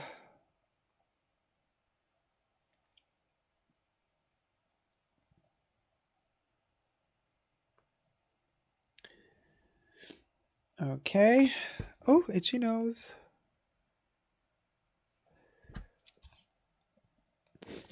Okay, so now bags. Prada Moon, summer bags, Prada Galleria, Prada re-edition. I guess we're going to go into the re-edition, no? Should we just go to tote bags? Let me go to re-edition. They might have some nylons in the re-edition. Okay. Yeah. Very tacky. But we got the Prada re-edition of the 2005 Saffiano leather. Oh, no, that's leather. Hold on. Where's the nylon? Here it is. Nylon. Okay, this is a mini. No, we don't want a mini. We got a big one here. So we need a nylon that's bigger. A bigger nylon bag. Their standard nylon bag, which is smaller than the one we had from D&G. And it's green. Wait, let me turn color. I can find a black one. I'm looking. I'm going to show you in just a secundo. All right. Okay, I can show more. God, they're ugly. All right. So, anyway, so they're really ugly, but that's okay. To each their own. Where's the black one I wanted to show you guys?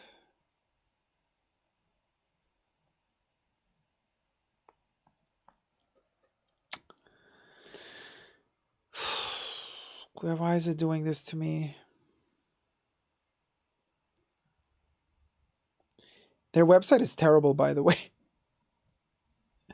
It's not letting me, or maybe I have to flip it. Sometimes like these websites are not made for Safari, not really.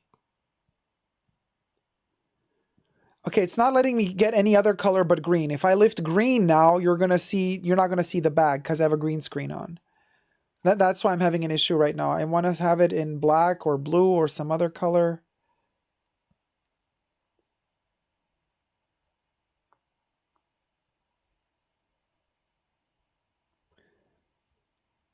Okay, found it. Finally, okay. So, now, interesting. Oh my God, it's such a tiny bag. Okay, no, we can't compare, seriously. So this is, and they don't even call it small. They call this the regular. It's the regular nylon bag. And I mean, they also have a mini. If this is regular, what the hell is mini? Okay, this is from the Prada website. The green screen is really annoying me. Come on.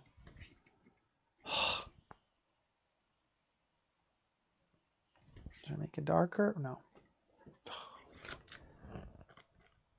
Yeah, it's a reflection. So I have to do it like this, then you see it. Okay. All right. It's the angle of the light. So there you go. Check this out. Oh, my armpit. You don't need to see that. But anyway, look at this tiny little thing. This is what they call the standard size nylon bag for $1,950. Let me zoom that price in.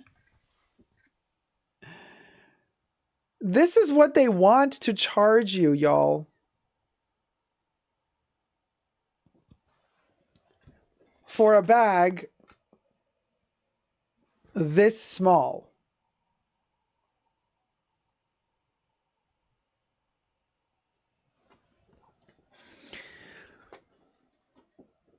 Like, can we talk? You know what I mean?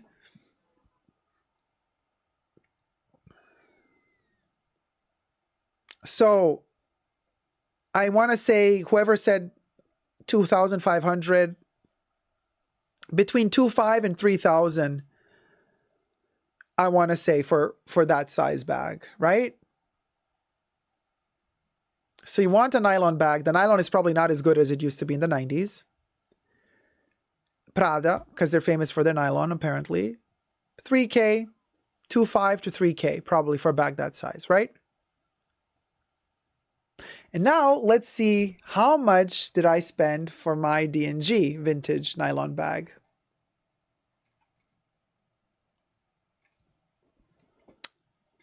What do you guys think?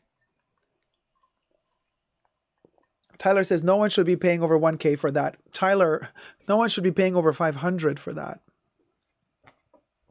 Kev says 300. Nanzi says 49. Debbie says 125. 500, 150.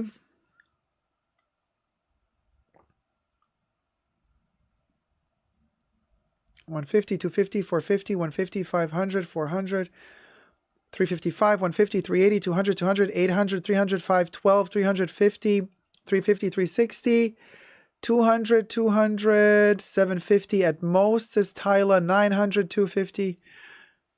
Well, I think Cherry got the closest. It was $80. $80 for a piece of history. $80. And this $80 including shipping.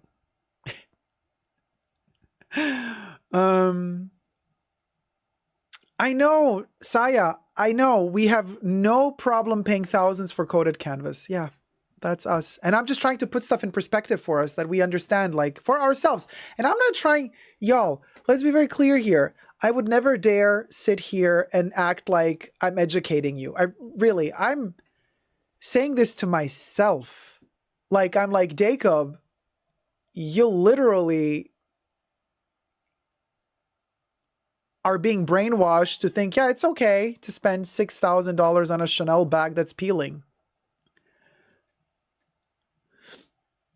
And I'm trying to snap out of it, to snap my, very share moment, very like snap out of it. I'm really trying hard to snap out of it. Could you show the bag again? I missed it. Late to class. Oh, Jane, I already packed it away. But it's amazing. Yeah. Right, Tommaso? You can't even get underwear for $80.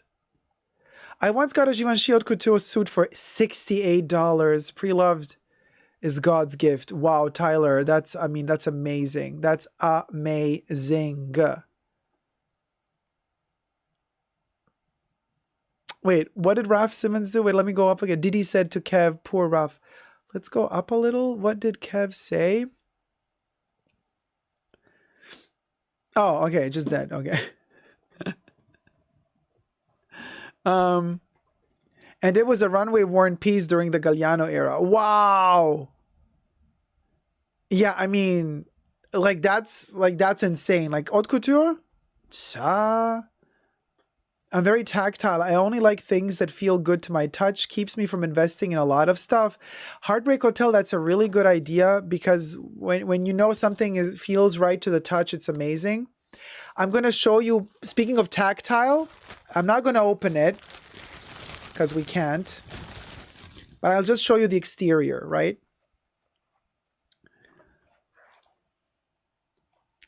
$19.95. The D&G catalog in sponge. It's a sponge, you guys. And this one is also vintage. I bought it secondhand, but I do have another one that is in pristine condition. But anyway, this thing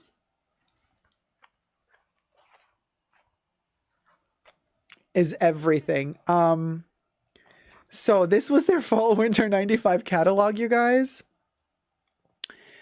And it's a sponge, and it's a catalog for, it's like a book. It also has poems like about interstellar travel. Yeah, somebody was really having a trip when they made this. So there's texts about interplanetary travel, how life is on faraway lands, and very bizarre texts. And then after every text, there's photos of the collection to go to match the book, the story. So it's insane. I mean, I love shit like this. Like, this is, anyway. Those were the days. Those were the days. Kristen is like, that's naughty. That's acid. If I buy luxury, I buy leather. I bought a Louis Vuitton canvas bag for every day. I don't feel gypped like I would with nylon. Yeah, I mean, I do love my canvas. You know, I always say I love my Louis canvas. But Louis canvas is not nylon, you guys. It's a different process. It still has that kind of cottony background. Then it has the canvas on top. It's really good resistant to rain and water. I mean, all my nylon pieces, not nylon, sorry. All my monogram canvas pieces have been so good to me throughout the years. They just never break. And that has really solidified my love of the Louis canvas. But I'm just saying, like, it's not like for everybody, right? But, you know, I always have it with me. My little pochette accessoires. It's one of the loves of my life. Love it to bits. Love it to bits. It's just, is it worth it now with the latest price increases? No. No, it's not worth it, you guys. I mean, no. No. But you could get it vintage for the fraction of the cost, if you're lucky. Louis Vuitton canvas lasts forever and takes daily hard use perfectly. It really does, you guys. I mean, I have everything from little tiny zippy coin wallets to the key pouch. They keep falling out of my hands. They're always on the floor. They're always squished in my bag, in my pockets. I mean, I've had my zippy coin Louis Vuitton monogram wallet. I've had it for like 12 years now. It is in beautiful condition. And it went through torture over the decade. You know. So, hand on heart, Louis canvas has always been good to me. So, I know I hear also some horror stories of people. Some people say like, bad. But I've been really, knock on wood, I've been really lucky with my Louis canvas thus far. Oh, yeah, Michelle. The catalog is super fun. It's super fun to collect. It's squishy. It's soft. The stories are hilarious to read. The stories are super funny. And the photos are amazingly beautiful. And then they also have chapters. Like some of the pictures are photos from the runway or backstage of the models wearing the pieces. Beautiful pieces. But some photos are of the digital artwork. Now you can imagine the digital artwork of 1995. Very Bjork homogenic. If you know, you know. And yeah, like E or acid trippy, you know. There's a lot of that kind of morphing of objects and space travel. It's really beautiful. One of my holy grails in my collection, definitely, in terms of fashion catalogs. Like that's one that, in fact, I just got a second. By the way, it took 20 years to find a second one. Just let that sink in. That's because people threw these away. You know what I mean? And they're very rare. So if ever I find another sponge one, I buy it. I don't care if I already have it. I'm a hoarder. So I found a second, but it took 20 years to find a second one. Reboot vibe? I mean, like the brand? I don't think they would ever do that. Oh, I am a vampire, Jesse. 237 years old, babes. Hey, Letty. Jacob, do you have Longchamp bags? Yeah, Letty, of course. You commented on my Longchamp video. You know I do. I have a ton of Longchamp Jeremy Scott bags that Jeremy Scott designed with Longchamp. The big Le Pliage bags. But you're trying to get an everyday bag that is good quality but not too expensive. Any advice? Vintage.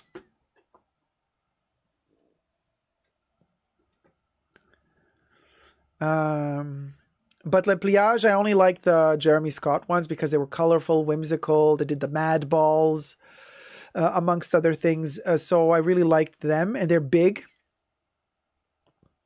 But if you want like this kind of quiet luxury vibe, I would go for a Longchamp canvas bag. Yeah.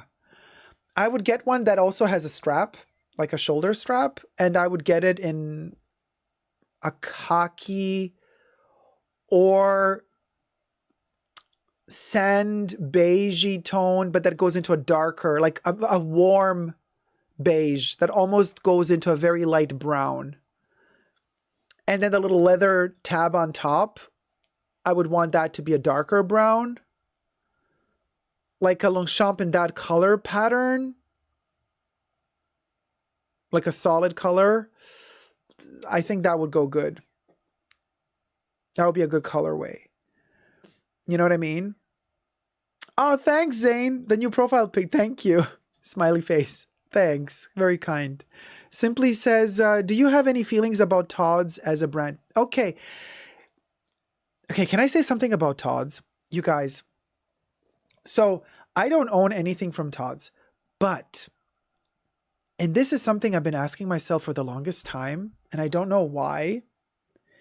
Am I the only person who feels like I don't know. Wait, let me rephrase this because I don't think this anymore. But for the longest time, for me, Tod's, I kid you not, and Clark's, same thing.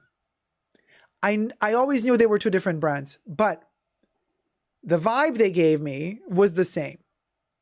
Except Tod's gave me more mature vibes, and Clark's gave me more historic vibes. So I always preferred Clark's. And in fact, I used to have quite a few Clark's shoes. The Wallabies, I had a pair of Wallabies in white, glossy goat. Can we let that sink in? White, glossy goat upper, and the caoutchouc, the rubber underneath, was beige. The Wallabies. MC says LMAO, same. Leanne says very different. Yes, they are different, but I know they're different, y'all. But they were giving me off the same vibes for the longest time.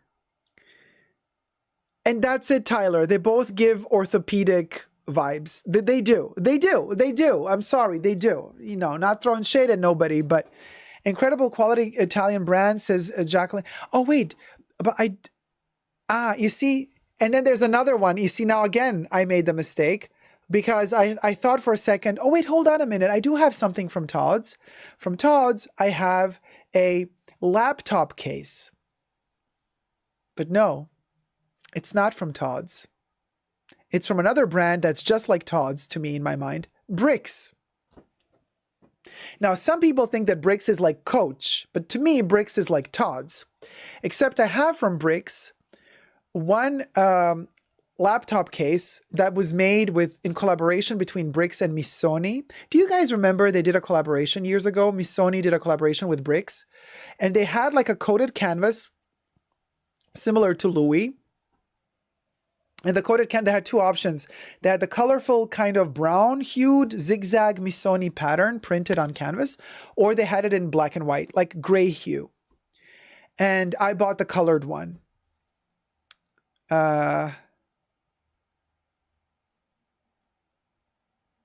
It's been a minute. I forgot the name of the Chanel blush. Just kidding. Oh, okay. Jacqueline says, Google Tod's Lady Diana. Them for Tod's, this is adorably confused on your part. Wait, hold on a minute. Can we just go up just a second? Okay, Jesse says, I had the Wallabies, but never confused them for Tod's. This is adorably confused on your part. No, I never confused the Wallabies for Tod's. Okay, let me rephrase this. When I started buying Clark's, I was buying the Desert Boot and the Wallabies. The Desert Boots killed my feet. The Wallabies were comfy for me. By then, I was not confusing the two anymore. Before that, Tod's gave me Clark's vibes and vice versa. But Tod's actually now gives me more Bricks vibes. So Sue Wendy says, going to Paris in a few weeks, want to treat myself to a bag. I'm hoping to either get Hermes Birkin or Chanel Jumbo Classic Flap. I hope for you that you get the Birkin, because the Chanel Jumbo Classic, good luck with the quality if you're going to buy it new in store. Good luck with the quality. Nancy says, I'm wearing Clark's right now. Their sandals are great. What about Tod's handbags? Not really my style. I cannot speak on the quality of Tod's handbags, but the style, not for me. Wait, Debbie, you never heard of Bricks? Kev says, quiet luxury. Leanne says, Clark's don't fit my feet right. Nay says, very true, Kev. Jacqueline says, Bricks is like Tod's, but for luggage. Both very IYKYK brands. Vicent says, I've been into Celine lately, and I have no clue why I'm into an upper-priced J. Crew. It does feel like J. Crew. This is an interesting topic. Like, what brand feels like what other brand? Celine does feel like J. Crew. And especially their monogram canvas at the moment. Am I the only one who's not feeling the Celine monogram canvas, you guys? Am I the only one? Be honest with me. I mean, am I cray-cray for thinking that like the Celine monogram pattern right now is giving very much J. Crew?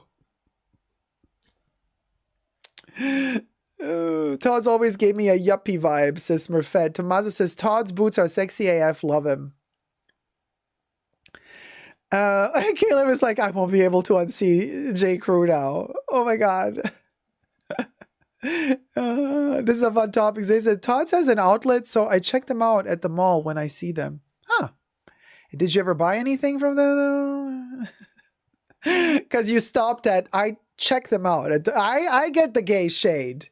I can read between the gay lines.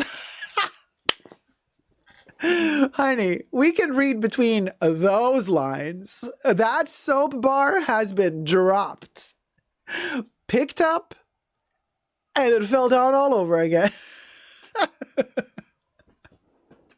Thumb up the live stream, y'all. We got almost 400 people in the house. Let's get to 200 likes. This is hilarious.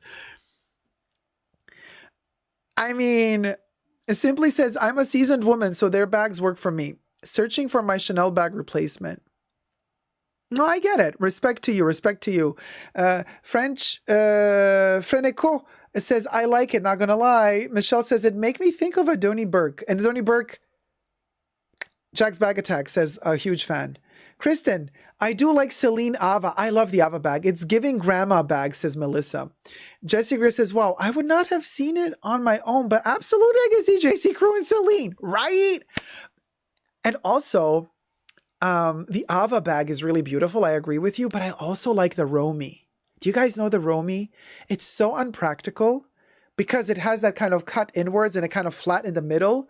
And when you kind of lift it, it kind of closes in itself. So if you leave it open by accident, when you lift it, stuff falls out of it. It's such a mess. But when I see it standing on the shelf, I do like the Romy bag. I do like the Romy, but I like the Ava more.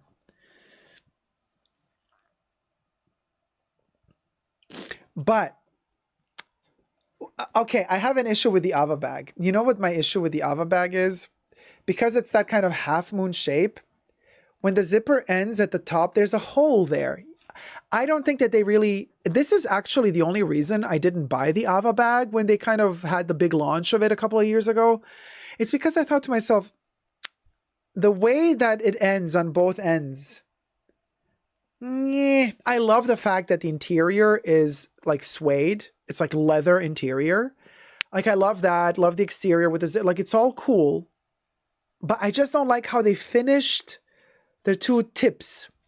Do you know what I mean, guys? Hey, hello, Louie. Back from work. Welcome back, darling. Cherry says, I think I remember you said Celine Mono was muddy. Perfect description. It's muddy because I feel the print isn't clean, and also they're very close to each other, all the monograms, and then the colors they chose, like ton sur ton, also to kind of imitate. It's too filigrane, too tiny, too close to each other, so you don't really distinguish anything, you know. This is so clever because there's a separation.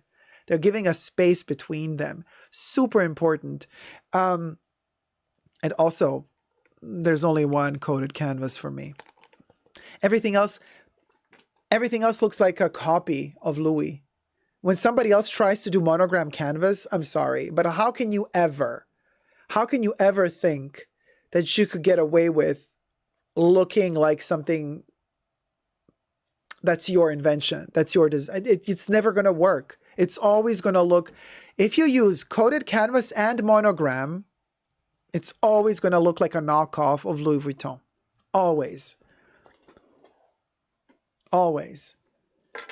It's just the way it is, y'all. I mean, I like the Celine 16, but I'll wait for pre-owned pricing. That's a really good point, Caleb, because they're not going to age well in terms of pricing. I do believe that if we wait a couple of years, like you will be able to get them for a really good price. Yeah.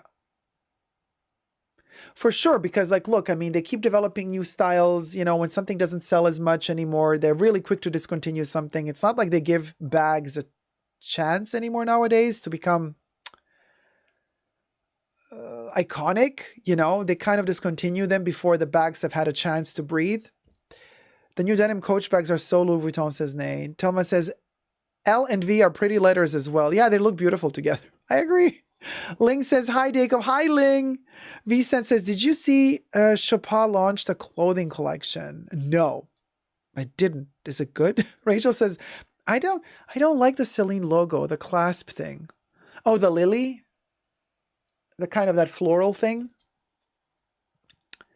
Yeah, I mean, I've seen worse. I've seen better. Kev says, Celine ready to wear from Haiti used to be the only brand that fit me, but now... Wait, I need to scroll up again. Sorry, you guys. The chat went too fast on me. And I buy women's wear. Wait, hold on. Oh, okay. Okay, Celine ready to wear from Haiti used to be the only brand that fit me, but now they are too oversized, so I have to buy their women's wear. Oh, gotcha. Tyler says, I like the Celine trapeze. It's so ugly. It's cute. Louis says, it's like monogram of Celine. I'm thinking, you like the monogram of Celine, Louis. Cha.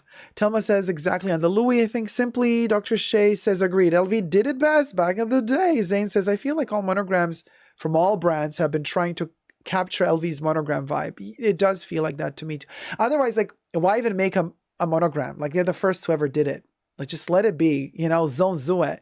Go in another direction, you know, zoo you, zoo better. Nay says, the new denim Coach bags are so LV. Telma says, L and V are pretty letters. Okay, read that one. Let me go down. The new denim Coach bags. Okay, read that one. Kayla says, yeah, the turn and burn aspect of bag designs these days is appalling. Yeah, it goes really fast. And so if you kind of hold in, you know, for a hot minute, you can get a really good deal for a seasonal bag from these brands, and you don't have to spend full price. You know what I mean? And I would never recommend to spend full price on those bags, for sure not. LV are my initials, so says Louis. So I guess that's why I like it. Yeah, it makes sense. You lucky dog, because you don't even have to put the extra stamping on top. It's already monogrammed in your name. The Triomphe. Yes, Blue Bannisters. Thanks. That's their Celine logo. James says, I love Hedi Sliman's photography. Jack's Bag Attack says, they keep pulling old designs and tweak them. Victor says, is Chanel really getting another price increase? Oh, Victor, thanks for asking. Well, let's get to that topic next. I'm entirely here for Epi, especially with the quiet luxury movement. I'd feel way more walking with an Epi Louis than a monogram. Oh, for sure, the monogram. A monogram is like mass. It has mass appeal. Epi is more refined. But I don't like how Epi ages. Epi has this tendency of cracking and losing its shape. But definitely, Tyler, it's iffy with the monogram. You can get, you know, people can jump on you and snatch it. Blue Bannisters, it ages because the color coding cracks off and you start seeing that kind of suede material underneath, you know, and especially visible in lighter colorways. And then on places where there's a bend, it tends to crack if it dries out. Epi can be tricky, you guys. Gotta be very careful with Epi. Do you have an opinion about Hermes? The Bride, what is it called? The Brie de Brac? Jesse got one recently. I just got the Cabriole one. Super cute. They are cute. Expensive, but cute. They're cute. Exploring with Chris. Which best quiet luxury would you recommend? Thank you for the super chat. It's going to pop up here if Bubbles wants it to pop up here. Which best quiet luxury? Wait, which best quiet luxury? But what do you mean? Best quiet luxury, like product, bag. There you go. Thank you so much for the super chat. Come on, Bubbles. 90 cents super chat from Exploring with Chris. Which best quiet luxury would you recommend? So, I think you meant bag. Okay, you meant bags. So, Exploring with Chris, I made a whole video about quiet luxury bags, right? You can check out that video because it was interesting because I think it was Vogue that was telling us which bags they considered best luxury, quiet luxury bags, right? So you could check out that. I don't know if it was Vogue or another article, and we analyzed that, right? And then I made another video where I said that I hypothesized, like, hey, what do you guys think? Can Louis Vuitton monogram in the Speedy be considered quiet luxury? And a lot of people said, no way. But quite a few, surprisingly, also said yes, if it's worn the right way. But if I'm going to be like if we're going to forget about the monogram, and because we're just going to all agree that it's too loud. First of all, I don't think that quiet luxury needs to be expensive. I don't think luxury always equals expensive. I don't think so. So there's that. Second, I think that quiet luxury should be comfortable, not heavy. Third, we're talking bags, right? Third, I think that quiet luxury should have, you know what? Let's film this.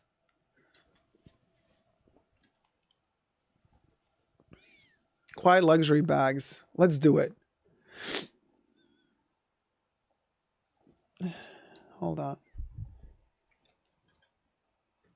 Okay. Well, maybe I fixed the hair a little bit. We got so much of it, might as well have it look nice. Okay. Hold on. Clean up.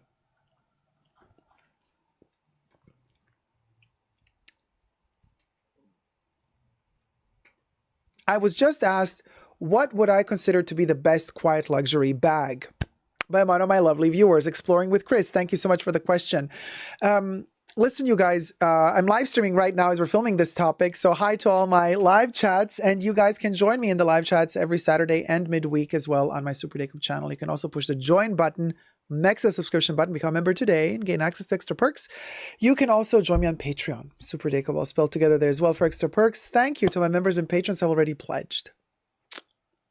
Now, I was thinking, I shot several videos on this topic already, right? So there is the video I made on some fashion magazine, maybe it was Vogue, who gave a list of the bags that, like, the top 8 or 10 bags that they deemed to be best quiet luxury bags at the moment. And we made a video going through those bags, analyzing, do we agree or not? Then I made another video hypothesizing that Louis Vuitton monogram Speedy is a quiet luxury bag, yes or no. And then we had a debate in that video, and in the comment section, you might immediately say, oh, hell no. It's too loud. That monogram is too loud. But go check out that video and check out the comment section under that video. You will be very surprised to see how many opposing opinions there are. Because it's all about perception, right? It's all about it's not just about the bag, it's about the entire look and how you carry yourself. And then you can pull off a lot of things. Now, but if we're going to forget about the monogram Speedy, and in this case, I got the Pochetas de Soise. If we're going to forget about this as quiet luxury for a minute here, if there's going to be that one bag, I think that's really important to analyze the points that I kind of have in my mind, like as to what do I deem quiet luxury bag, like the best one. First of all, luxury doesn't have to mean expensive. It doesn't have to be expensive. Luxury doesn't always have to cost a lot. In fact, Coco Chanel used to say the best and most luxurious things in life are free. Second best, very expensive. And you might think, what was she on to say that? What was Coco on? No, she was just very, very clever, because she said, you know, the experience that we have, first of all, the luxury of being born. What were the chances that you would be born in this endless universe? The odds were very slim. I think it's harder to be born and exist than it is to win the lottery. Think about that. So we've already won something bigger than the lottery when we became alive. And that was for free. First of all. Second of all, a beautiful sunset, a beautiful sunrise, the colors of the rainbow. Those visuals are free. planet Earth belongs to us. It's free. You know, we've built up a sick society where we got to pay for everything. We even have to pay for water. That's insane. It should be free. Living should be free, you know? But the fact that we see a sunset and a sunrise and that we can enjoy life like that, I mean, that is such a luxury. But so luxury doesn't have to be expensive. It's all about perception. And when it comes to bags, I also believe that a luxury bag does not need to be expensive. Quiet luxury bag doesn't need to be expensive. Second point, really important to me, is that a luxury bag, a quiet luxury bag, is also light. It's not supposed to be a tank. It's not supposed to be something that weighs you down. You know, a quiet luxury bag is a bag that is a beautiful help to get you through the day, to run your errands when you're on the town. And it's supposed to aid you, but it's not supposed to become the main focus of your outfit. It's supposed to know its place. The quiet luxury bag, it's there, but the look doesn't become all about the bag. For example, if you were to dress very quiet luxury, like, you know, denim jeans, white t-shirt, and, you know, just a golden bracelet from some expensive brand, but not one of the famous gold, you know, not one of the famous gold bracelets, but something thin, demure, you know, the hair is on fleek, but just white t-shirt and then, you know, the denim jean, you know what I'm talking about, you know. Now, if you're going to pull that look, but then you carry the Chanel Timeless Classic flap, double flap, black caviar, or lambskin with gold hardware, your entire look will become, it will all be about that bag. You might look good with the whole thing, but everybody is first going to look at the bag, then maybe they're going to look at you. So you need a bag that is not going to steal the show. It's all about the balance. So, point 3, the quiet luxury bag is a bag that doesn't steal the show. It knows its place. It stands there to aid you, but it doesn't steal the show. It's not a diva. In other words, it's not a diva. Quiet luxury bag is not a diva. That's the third point. The fourth point, I believe that the best quiet luxury bag should also be transitional, flexible enough to be usable by you as you transition from day to evening. It should be a bag that you will not have issues with, stylistically speaking, to carry to dinner in the evening after you've been out on the town all day. So it has to have flexibility. You know what I mean? Simply Dr. Shea says, a quiet luxury bag that knows its place. Classic line. Right? Thank you, guys. You can quote me on that. Thanks. It has to be transitional. And also very important for quiet luxury bag is, now hear me out on this one, this is a tricky one. A quiet luxury bag, so point 5, has to be very, very practical for travel. And by that, you might say, yeah, Jacob, you already said in point 2, it has to be light. That's not what I mean by travel. Sure, it has to be light for travel, but even more important, because quiet luxury is also about IYKYK. If you know, you know. People working at security lines, at the airports, working at, scanning the bags, checking out that everything's okay. People working at the check-in as well. There's a difference, all depending on what bag you place in front of them when you're taking out your passport for the check-in, or what bag you put on the little thing to roll through the security check. And I can tell you, you're going to get a different treatment if the bag is right. The bag is not supposed to be too flashy, too over the top. Again, if you arrive at the airport, private jet is one story, but if you're traveling economy or business, Chanel double flap, yeah. In this economy today, you know, people working at the security, you know, they're going to be like, oh, look at, you know, her or him showing off. You know, they might get that vibe. But there's a line of respectability that you can, it's an elegant game. It's a subtle game you can play when you travel. And I travel a lot, I can tell you. You gotta know what bag to choose that's going to open certain doors, and it's not going to make people angry at you.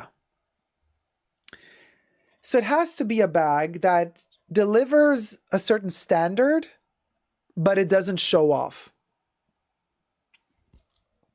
So kind of you gain some sort of respect, like, and trust, so that the people think, okay, this is this person, respectable person. And we're, you know, we're just talking. I'm not saying that you are, and I'm not saying that you have to be, but it's a game. You're dressing up for traveling. It's always a game. You're always playing dress up, always. So there's this one bag. By the way, thumb up this video if you're enjoying it. And subscribe to my channel while you're at it. You can also follow me on Instagram, Super Deco Backup, all spelled together. Where there's a lot of little insights and special features that you get to see there. And I can tell you, there's one bag that passes all of these criteria, and it really works in all of these instances. And we've been mentioning this bag just a minute ago in another video I was filming, and that would be the Longchamp Le Pliage, small, big, doesn't matter the size. Medium size like this, really good to transition from day to night. Also good for travel, just the right amount, not too big. You can, it's still a great carry-on. Very light, doesn't take away from the weight, because a lot of these companies weigh your bags. Colorway, solid color. Best would be a very light brown or like a very warm beige with a brown leather flap. That simple. And Longchamp makes their bags in China, but they also have nylon bags that they make in France. I have a few that are made in France. So you can still get made in France quality of Longchamp, and it doesn't break the bank. It doesn't have to be so expensive. It doesn't have to be a Chanel bag that costs you $10,000. It can be a bag that costs you $200, $150, depending. You know, they even go on sale sometimes. So there's something about, you recognize a Longchamp bag, but it's a type of bag that doesn't scream in your face like, I'm better than you. It doesn't. It never screamed in my face, I'm better than you. So that's the bag that I would, if you really wanted the one bag, not necessarily the most beautiful bag, but if you wanted the one quiet luxury bag, I would recommend a Longchamp in a solid color. No patterns, no prints, solid color, make it earthy tones, terracotta tones, golden hues, brown, golden, warm hues. That's the one, you guys, you know. Now we can debate whether we like the pliage or not. Sure, it's not to everyone's liking. That's besides the point, though. This is not about which one we like the most. This is about the one that I feel represents quiet luxury the best and will get you through as a quiet luxury persona the best through the day. That's just my opinion. Exploring with Chris says, use Longchamp to put in your Louis Vuitton or Chanel and pass through the check quietly. That's a good tip, honey. That's a good tip. April says, I have an extra small Le Pliage in black, puffy leather, not suitable for travel. but an absolute cutie of a bag. Yeah, exactly. So if you love them, you can also get the teeny tiny ones, like for your coins. You can get the really big ones like Jeremy Scott did, but they're not solid colors. They have colorful prints. I have a few of those and I adore them, but they're not quite luxury. They're very pop. The Jeremy Scott for Longchamp, the big ones, the big le pliages, I adore those as well. But we're talking some, standard sized, medium to standard le pliage, gorgeous. And also, they're foldable. When you don't need them, you fold them, you flip that little flap, you clip it closed, and you pack it away. It doesn't take up space in your luggage either. I'm telling you, it's a way to go. Thank you guys so much for watching. Let me know your thoughts in the comment section down below. And what would be your favorite quiet luxury bag? Thumb up the video if you liked it and subscribe. Bye. Ciao, I got the hair in my bracelet. All right, and now let's touch base on, with Longchamp, it's all about the hue. Yeah, Caleb, it's all about the hue for sure. So now let's touch base on the Chanel moment.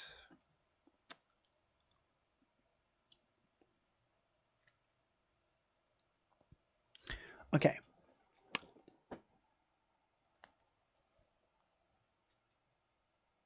I have to, should I, hold on. I should shift to the side. I don't know what that means. Okay.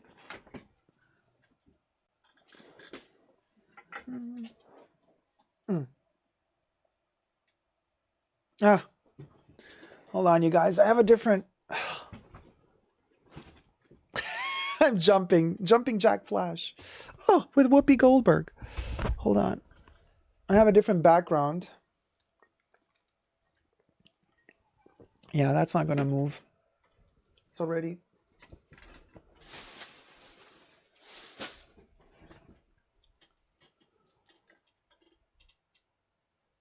No microphone. Okay. All right. Oh, too far off. Okay, this is better. All righty. This one strand of hair is so annoying though. Let's get this party started.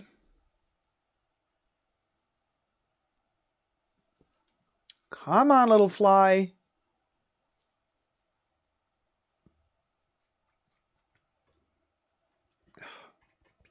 Makeup everywhere, whatever. Okay.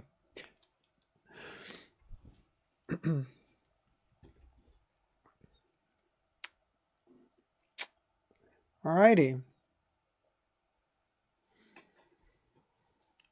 Chanel with another price increase.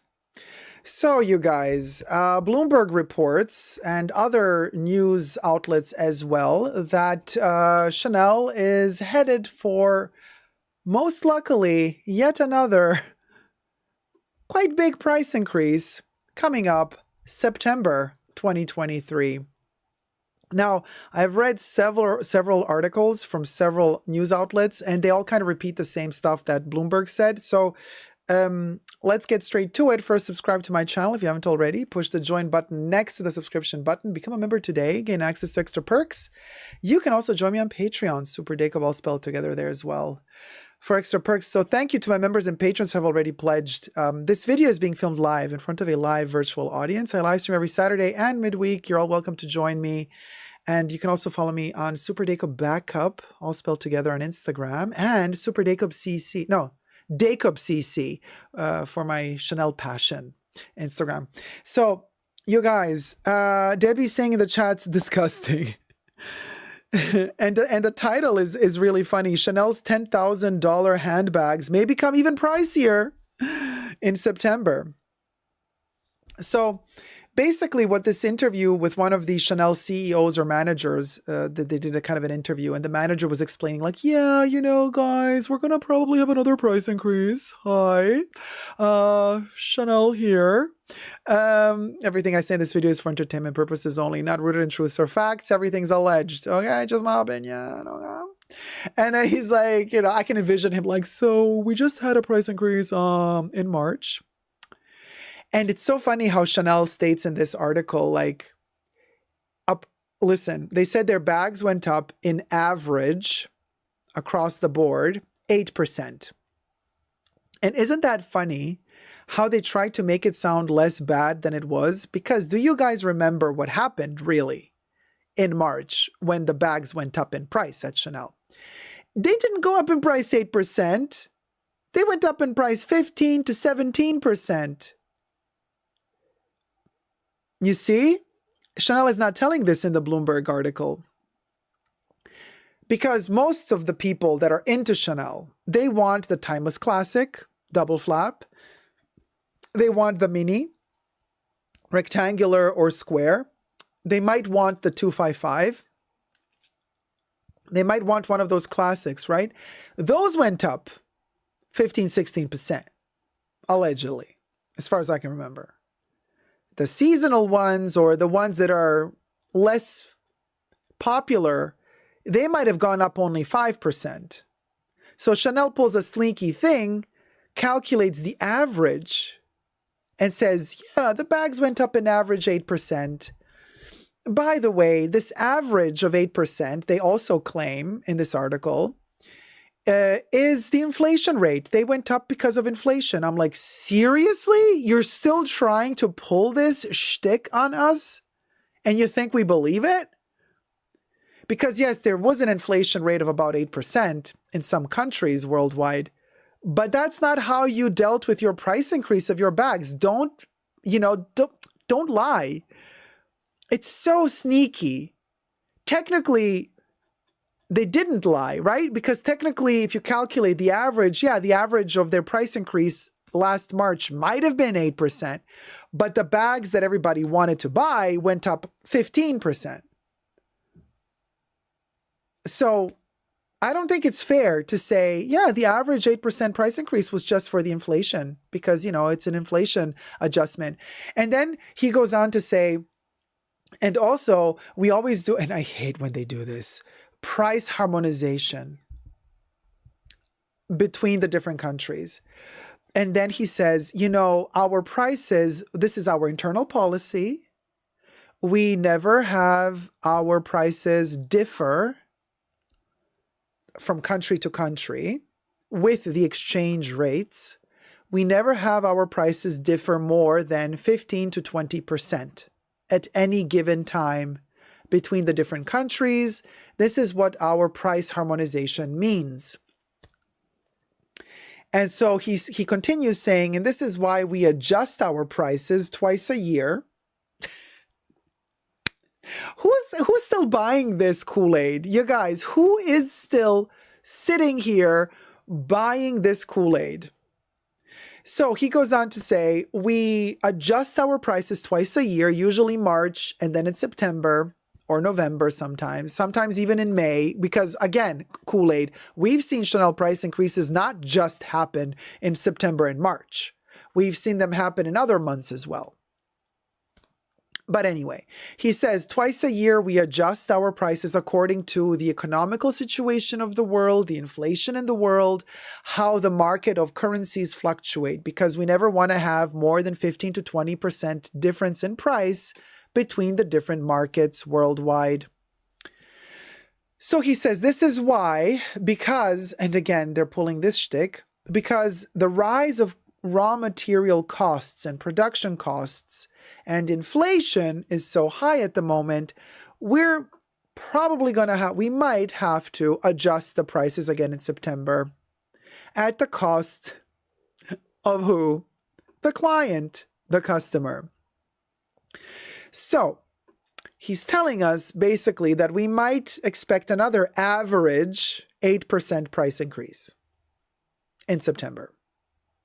And we've already figured out that average doesn't mean that the most coveted Chanel bags are going to go up in price 8%. No, they're probably going to go up in price 15%. But then other bags are going to go up in price 3% or 4%. But you know what I mean? And then again, this like price harmonization. I'm like, listen, Chanel, I just simply do not believe you anymore. I do not personally like the quality of your leathers for your bags. I think they are terrible at the moment. I also personally do not believe you that it costs you so much to make your bags that you need to charge $10,000 plus for one bag, I don't believe you. I simply don't. So this is why I also don't believe you that your prices are rising just because of inflation, like you state in the interview. Like, you're so dishonest, in my opinion, about what you're disclosing to your customers, making it sound like it's necessary for you to up your prices. If it's so necessary for you to up your prices because the rising cost of materials is so dire, and you're worried, I would think, if you're announcing already now that you might get another price increase in September, you're either telling to your clients, FOPI, get the fear of price increase. FOPI means fear of price increase. So buy now, buy as much as you can now, because I'm telling you, there's going to be a price increase in September, possibly, but... And I'm like, why would they do that? Chanel usually does not announce it this early on in the game. They usually just up the price. Some sales associate might leak the information a week or two earlier, but like not several months earlier. So I'm thinking to myself, have their sales slowed down in 2023? Yes, they have released their margins of profit for 2022 and they are in the billions. Sure, they earned a ton of money yet again. But now they're telling us there's going to be a price increase. Buy now. Why are you so desperate for us to buy now? And another point, if you've again outdone yourself in terms of revenue for 2022, that means your profits are ginormous. Your profit margins are ginormous, which also means that you're not in trouble. You're not in trouble. The inflation doesn't touch you at all. So with such huge profit margins, you even trying to excuse yet a second price increase in 1 year because of the inflation, trying to justify it due to inflation, it just doesn't fly by me, doesn't. Sorry, like I'm done with these lies, alleged lies, right? Because it just sounds to me like, no, you just want to maximize your profits yet again. This is not about sustaining your business. This is about earning more. This is not about, we're so sorry that we have to raise the prices yet again and pass the burden on to the customers because, prices for us are, no. If the prices for you are rising, then you would raise your prices just to maintain that amount of earnings that you're making. But instead, you keep making more and more profits. So something's got to give. And right now, just FYI, again, the article reports that they were comparing the prices between the Birkin and the Timeless Classic double flap. So they said like a standard size Birkin and a regular leather is around, the article was in euro. They said it's around 8,000 euro for a Birkin. But comparatively speaking, the double flap Timeless Classic bag in the medium to jumbo size is 10,000, 9,700, 10,000 euro. It costs more than a Birkin. But with all the reports we've been seeing lately, and we almost have it on a weekly basis, the broken Chanel bag of the week, or the broken Chanel of the week, more and more customers are reporting on social media, sharing with us the damage that their newly purchased Chanel items carry within them. Flaws, poor craftsmanship, heels falling off of shoes, leather peeling, Chanel double C gold, silver hardware logos popping off of bags, breaking off of bags, chains breaking, caviar leather, little pebbles peeling off, the shiny, glossy calfskin leather of the Chanel 22 bag peeling off. In some cases, the Chanel lettering falling off. And then you're saying yeah, you know, you're raising prices to maintain quality and standards. Yeah, sorry. That ship has sailed, honey. Chanel. But for us consumers, what remains? What remains is absolutely zero consolation because they're literally telling you already now. Literally, Chanel in the interview is telling you right now, there's probably going to be another Chanel price increase. You can expect 8% average. September of 2023. So in the article, they also tried to explain this whole Chanel price increase by saying, but the Chanel bags are the most grand investments when it comes to, you know, they say like when you buy in the article, I'm just quoting here, this is not my opinion, because I always tell you, for me, luxury bags and objects are not investments in terms of money. They're you buy them to love them, to use them, to enjoy them, but not to buy them in order to resell. That's not how my brain works, at least. But anyway, in the article, they say, yeah, Chanel bags are the best investment you can make when it comes to luxury bags because they maintain their value. They literally say in the article, you know, the second you buy a Chanel bag, you walk out of the boutique, you've already earned money. That's what they say in the article. I'm paraphrasing here. And I'm thinking to myself, that bubble is going to burst, you guys. This cannot last forever. We're not going to have this infinity of, yeah, just keep buying Chanel bags, and no matter how expensive they get, keep going up in price. You're still always going to be able to resell them. And in fact, you guys are saying in the chats, buying new doesn't make financial sense anymore. And I agree with you. It doesn't, because it comes to a point where you've priced out most of your clients. And this is something that Chanel doesn't talk about in this article. They're trying to say, you know, like if you have to ask how much it costs, you can't afford it. That type of attitude, you know. But at the same time,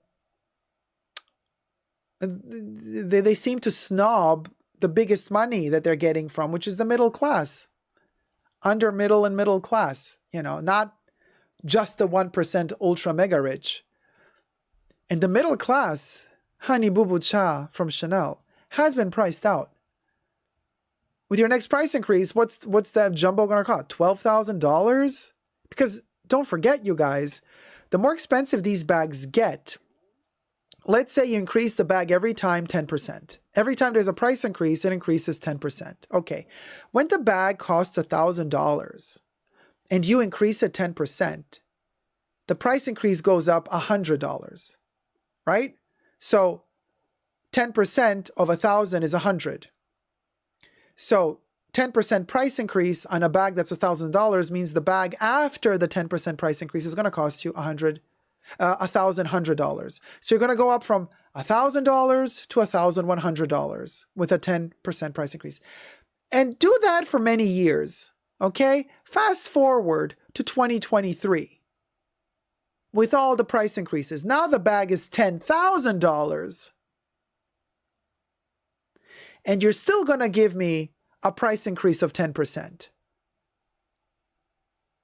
Now, a bag that costs $10,000, you add a 10% price increase on top of that. That's $1,000 overnight that you increase the price. When the bag was $1,000, the 10% meant $100 more. But now that the bag is $10,000, 10% price increase means $1,000 more. Now, who is ready to swallow that extra cost all of a sudden? Plus all the additional price increases that happened throughout the years. You see, at a certain point, it doesn't even have to do with inflation anymore. I mean, this is pure and simple greed, in my opinion. And we are at fault, the consumers, because we allow them to brainwash us into the FOMO, fear of missing out, and the FOPI, fear of price increases. And we are guilty for believing that it's worth it. And we're the ones who are guilty because we keep buying. We keep accepting every new price increase. And they have kept repeating the same old story formulating it to sound so nice. Harmony, price harmonization. You know, we're just doing everything to be as fair as possible so that the prices are more or less the same globally. And they've been selling this Kool-Aid for the longest time so that they can brainwash you into thinking, allegedly, oh yeah, no, I accept this, I accept this. And it's become normalized. We've become numb to these prices. And they win because we keep buying. They win. Now, why can't you, Chanel, with all the huge amount of earnings you've made, okay?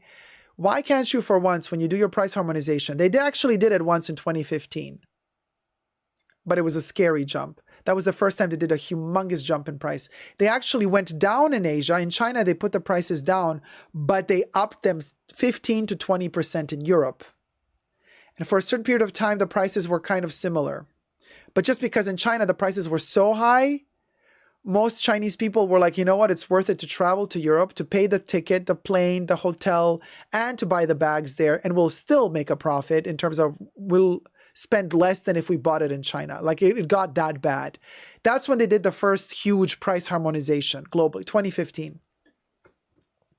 And now they're using it as an excuse for every price increase. It's like harmonization. I'm like, okay, well, why don't you for once again lower the prices somewhere else instead of always upping them? They always kind of keep upping somewhere to make it a little bit higher than everywhere else so that they can use the same excuse 6 months later to say, oh, no, we got to up this market again to follow this market. But then they're going to up it not to be equal. They're going to up it a little bit higher. So then 6 months later, they're going to have this market saying, oh, we got to up this to equal this. And that's how it keeps growing. And they keep tricking you, my opinion only, into instead of saying, oh, okay, let's do price harmonization now. Well, we earned $17 billion. So for once, let's lower this market to bring it in closer to this price range. No, they're not doing that. The only reason they're not really doing that is because you keep buying. You keep buying. But no, they keep raising their prices. But what about the quality? I don't see any rise in quality. Quite the opposite. All I'm seeing is a reduction in quality. So why are we justifying these price increases with harmonization and inflation at this point when you just keep delivering crappier and crappier quality? Chanel, I am Confucian. Can you please explain without using fancy, cutesy words like price harmonization? When you talk about your middle-class customers or lower class, you call them aspirational clients. Your beautifully coined word to describe poverty nowadays, aspirational clients. Girl, we're waking up. We're starting to understand how the game works. And I mean, you can keep tricking us and tricking us until you can't trick us anymore. Who's with me? Let me know in the comment section down below. Because I don't know what to tell you. This is Tyler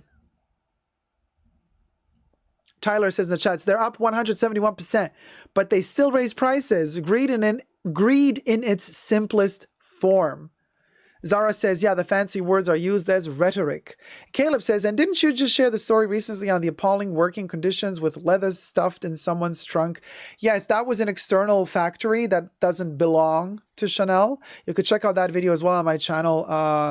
But it's a subsidiary, you know, it's one of those external factories that are hired where the workers create the bags, usually seasonal bags. And that factory was in particular in France. It was a French factory, and the workers from that factory were interviewed. It's an interesting video, and I kind of analyzed that particular article, that French article that came out a short while ago about the poor working conditions and how little salary, the minimum wage salary, SMIC, as the abbreviation says in French, the minimum wage salary for France standards of those workers, and how they're working in the poorest conditions with the heaters not being on properly while they're working with their hands making stuff, so their hands freeze and get cold. I mean, what are we even talking about anymore, you guys? Seriously. Anyway, it's just really, appalling. I just, makes me so sad, but it also makes me angry, but it mostly makes me sad, you know. Anyway, let me know your thoughts in the comment section down below. Love you loads. Thumb up the video and subscribe. Cha, my hair's all over the place. Oh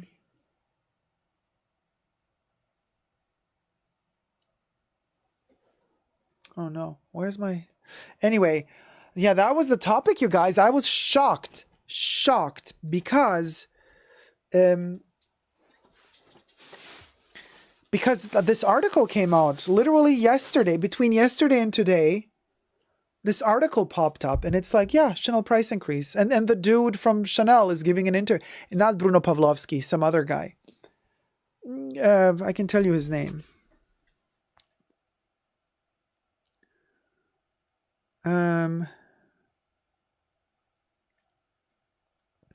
The chief financial officer, Philippe Blondiau.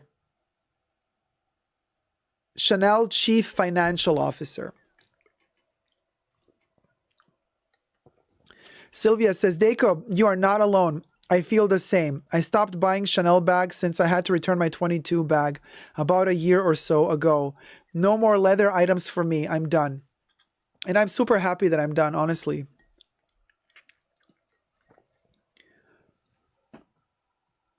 Next luxury leather bag for me. I mean, we gotta get a Birkin sooner or later, right? Am I right? If we're gonna have full circle, if we're gonna have that full circle of luxury shame, the frisbee of shame. I mean, you know, we're working on it, right? We might end up with a Birkin. You never know. You never know. Get yourself a Birkin, and then we call it quits, right? And then we're done.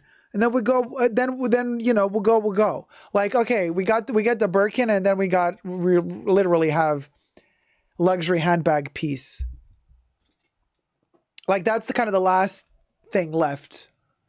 And then you can literally enjoy saving up money and buying super cute vintage pieces that are adorable. Make me actually much happier than buying stuff new. Okay. Another topic. Immediately have to start recording. I'm going to forget. Wait, what was it? Prices. Wait, buying. Oh no, I'm forgetting already. Oh my God, what's wrong with me? Shopping. Oh, this was such a good idea. Ah, yes, appointments. Sales associate appointments. Okay. Have you guys realized how exhausting and difficult and stressful it has become to shop in luxury shops? You go to Louis Vuitton, there's a queue outside. You gotta wait 40 minutes to an hour before you're even allowed to enter. Sales associates ignore you. They're gonna kind of jump over you to serve another customer that looks like they got more money. It's become, you can't just enjoy, like, you want to treat yourself for one thing. It doesn't have to be a big thing, maybe a cute little something little. You're out on the town and you want to enjoy a shopping experience in a luxury store. And then you enter, and once the sales associate realizes you're not a big spender, they ignore you, they treat you poorly. You're at home, you try to do customer service, like you call the brand to ask, like, hey, do you have this product in store? They don't know if they have the stock. Many a time they're going to answer no, even though they have it. Or they're going to tell you, we have it, but we don't ship outside of the store because we don't know you. You haven't shopped with us yet. Returns are becoming harder and harder to do. You buy a product, you go back to return it for whatever flaw that the product had. The sales associates make you feel guilty. They like treat you like you're an idiot. You come to the store and then they're like, with a flawed piece, and they're like, Madame or Monsieur, of course, this cannot be perfect. This is a luxury item. This is handcrafted. A lot of steps are made also by hand. It cannot be perfect. No two pieces are like, I'm like, listen, you've been serving me that crap on a silver platter. Turns out the silver isn't real silver, but the crap is real. No, I ain't having it no more.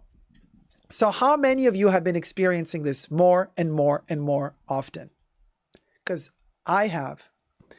And a lot of you have been writing me in the comments underneath my videos saying, Jacob, you know, it's like become so difficult for me to shop because of the queues, and then you don't know anybody working there. Nobody gives you the attention that you, everything has become like a quick supermarket. Everybody's very dismissive of you. Everybody just wants to quickly sell and go, get out of here. I got another client I got to serve. It's like, where's the luxury gone in luxury shopping? For the most part, it's gone, you guys. There is no more beautiful luxury shopping in luxury today. What is considered luxury today by the standards of the brands being so popular, it's not real luxury, you guys. Not anymore. But it's not all grim. I do have one solution to offer you in this video. It does take time, but then again, luxury does take time. All good things take a little bit of time. And this is a solution that I have for shopping in these luxury boutiques and shops. And this is how I personally deal with it. I'm going to share it with you. But first, subscribe to my channel if you haven't already. Push the join button next to the subscription button. Become a member today. Gain access to extra perks. You can also join me on Patreon. Super Jacob, all spelled together there as well for extra perks. I live stream every Saturday and midweek, and you're all invited to join me in the live chats. I got my co-chatters here with me right now. And let me share with you this thing that I do. Telma says, yes, it's awful. Snobby associate, says Telma. Right, April? It's not luxury anymore. It's become like McDonald's. McLuxury. That's a good one, April. Monarch says, yes, Jacob, the luxury is truly gone. It's sad. Yeah, it is. Yeah.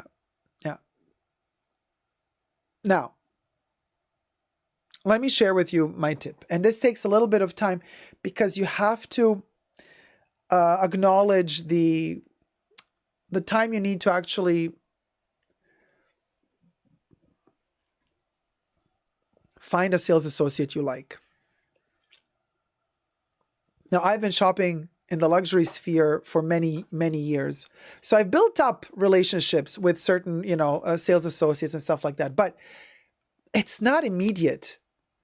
It's like looking for the right shrink, the right psychologist to go to, the right psychoanalyst. Like, it has to be a good match. Not every shrink is good for you.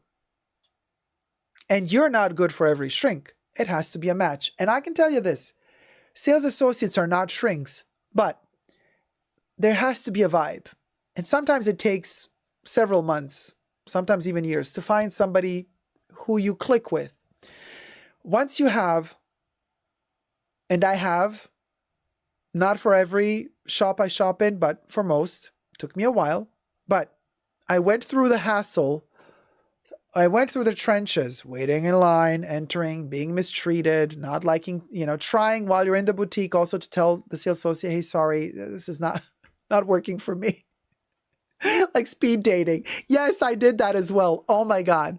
So this is a quick story time before we get to the solution. I did in one of these boutiques once. The sales associate, they weren't a bad person. It's just, they were dismissive in a French way. Okay. But not like, ew, who are you? But just rather like, I'm busy. What do you need? And I'm like, oh, okay, you're not giving me the time to think. So I said, I said to them, hey, I'm sure you're a great person. I gave the breakup talk to a sales associate. I did. I gave the breakup talk to a sales associate once. And I said to them, I'm sure you're a great person and I'm sure you're lovely, but this is just not working for me. I respect you, like I get it, like you're fine, like, but like I need to I need to find a better fit. They looked at me like I was crazy for a minute, like for a second. They were like, but then the funniest thing happened. They got that little smirk on their face, maybe because they're French and they get it. I don't know. And they made a little smirk and they're like, oh, I totally get it. I'm like, listen, and nothing against you. It's all great. It's just that, like, I think we have a different vibe. at the moment. You know, I'm a little bit more in my feeling my oats. Let me see the surroundings. And you're more in your, let me finish my day of work and I got to go home. And I'm like, we're just not on the same page. And it's okay. I have nothing against you, but this is just not working for me. And they kind of got it. And I kid you not, that honest interaction we had with each other, because then when they kind of smiled and like were totally like, yeah, okay. It was a relief for them that I freed them, you know, that they could like kind of finish up their day and go, whatever. And it was a relief for me because then I could just like work with someone else. And then I encountered somebody fabulous.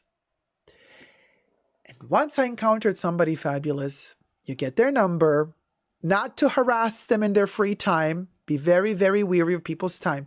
But you text them when you want to come to the boutique. And this is the only way to do it nowadays, because a lot of people are shopping for these products nowadays, and these boutiques are over flooded with people shopping. So it's really hard to get any sort of treatment other than being in a supermarket at this point. But my solution to this is make an appointment with the person that you know and that you somehow like.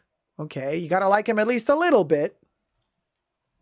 Make the appointment, write them and say, hey, I would really like to come by. I want to look at a couple of things.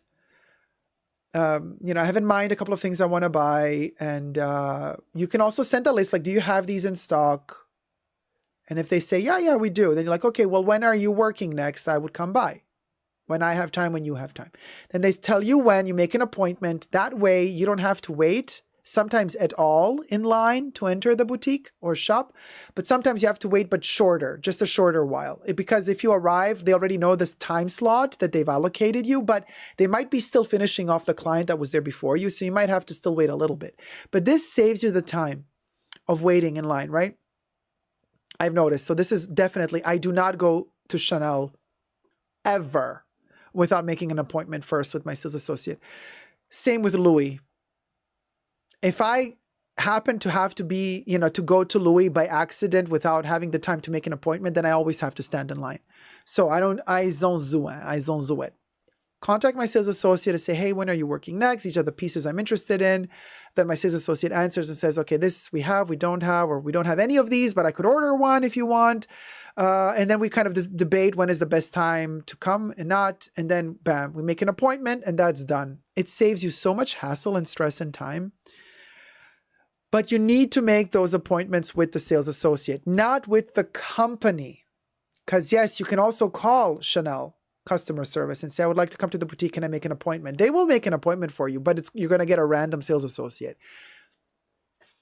if you don't know anybody. And then good luck. You might get a good one for you, a good match, or not a good match.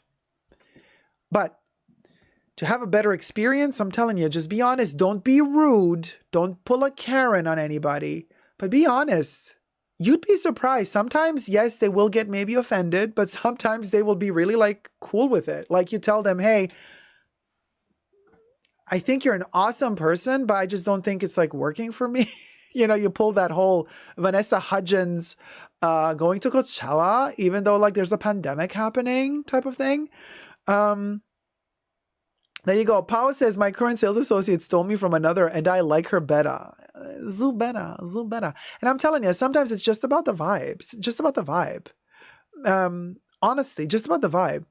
Crybaby Uzagi says, I started to shop at Hermes and went to pick up an online order in store and didn't vibe with the advisor. I went back again to get shoes and I got her again. Hopefully next time I get someone new. Yeah, try to get, or just tell them, hey, look, honey, you're awesome. And we're just not like vibing. Exactly, Zane. You just tell them, it's not you, it's me. And remember, you guys, I told you I use this strategy as well when I have to return a flawed good. Last time it happened to me was for the trifecta, the Louis Vuitton Kirigami pouches in monogram. Bought them, they packed them up, came back home, did the unboxing. As I was opening, you remember that video is still online on my channel. You can check it out. I'm looking at the Kirigami and I noticed that the biggest Kirigami when they finish the stitch at the bottom corner of the bag, they cut it and then they kind of melt it a little bit just so that it doesn't thread out. But whoever did it kind of pinched it too strong, melted through the canvas. It was really ratchet. And I showed you close-up pictures of it. Like, I have a whole video on that. Go check it out. And then I go back the next day to the boutique, and I already know that they're going to into the shop. And I know that Louis Vuitton is going to tell me, oh, but we do by hand certain steps, and it's normal. I'm like, no. And of course, they tried to tell me that. And then I said to them, literally this, like, oh, it's me. It's not you. It's me. I said to them, and I explained this to you in that video. I explained to you how I did it. And I said, no, I know they're made by hand. Parts of the product is made by hand. And I know you put a lot of love and effort in it. And I know that each piece is unique. It's amazing. I love that for you. And that's awesome. But I'm just so sorry. I am just so OCD about these things. You see, I'm the problem. I'm just, once I see this little tiny dot, I cannot unsee it. And my OCD will drive me nuts because of this. So I'm really, really sorry. I apologize that I have to do this, but I cannot not do this. And then they zip it because they're like, okay, he's crazy. Or they're like, okay, fine, I'll get you a new one. And then they bring me a new one. I inspect it and I'm like, okay, we'll go. And bam. And that's how I do it. So when I return a faulty item, that's their faulty, not due to mishandling on my end. But when it's a factory flaw, I pull that shtick on them. Like, I'm so sorry. It's me. It's not about you. Like, I'm very OCD about these things. I know it's so annoying. Probably you get like customers like me all the time. But like, seriously, I'm really, really sorry. And I become the one saying I'm sorry for their flaws. Psychology, baby. Play the game and win the game. Bottom line, I hope you've enjoyed this video. Let me know your thoughts in the comment section down below. Love ya loads. And until next time, sabi, scribey, thummy uppy. See you soon. Bye. Mwah. That was fun. Oh my gosh, you guys, we got 400 people watching and we got 293 likes. Can we get like 7 more likes? We'll go. Because it much appreciated. You know what I mean? So, okay. So I want to say this topic was really interesting. What's the title? Hey, James Stansfield. How's it going, sweetie? Hey, JCN. It's me. Hi, I'm the problem. It's me. Hi, I'm the problem. It's me. That's right. I'm always in the anti-hero. Yes, super baby, right? Hello, Barbara Rank. 10 seconds of my life's up. I hate these games. Honey, they're playing these. Don't you think for a second that these luxury brands are playing fair? Don't you think for a second that they're playing fair? So, pardon me, you guys. So 10 seconds of my life. The second you want to buy one of these brands, you're playing the game, honey. Whether you like it or not, you're playing into their game. So you got to play too. Otherwise, you're going to lose. 313 likes. Yes, Quins. Let's get to 350. Thank you so much. We got to 313 thumbs up. Thumbs up. So,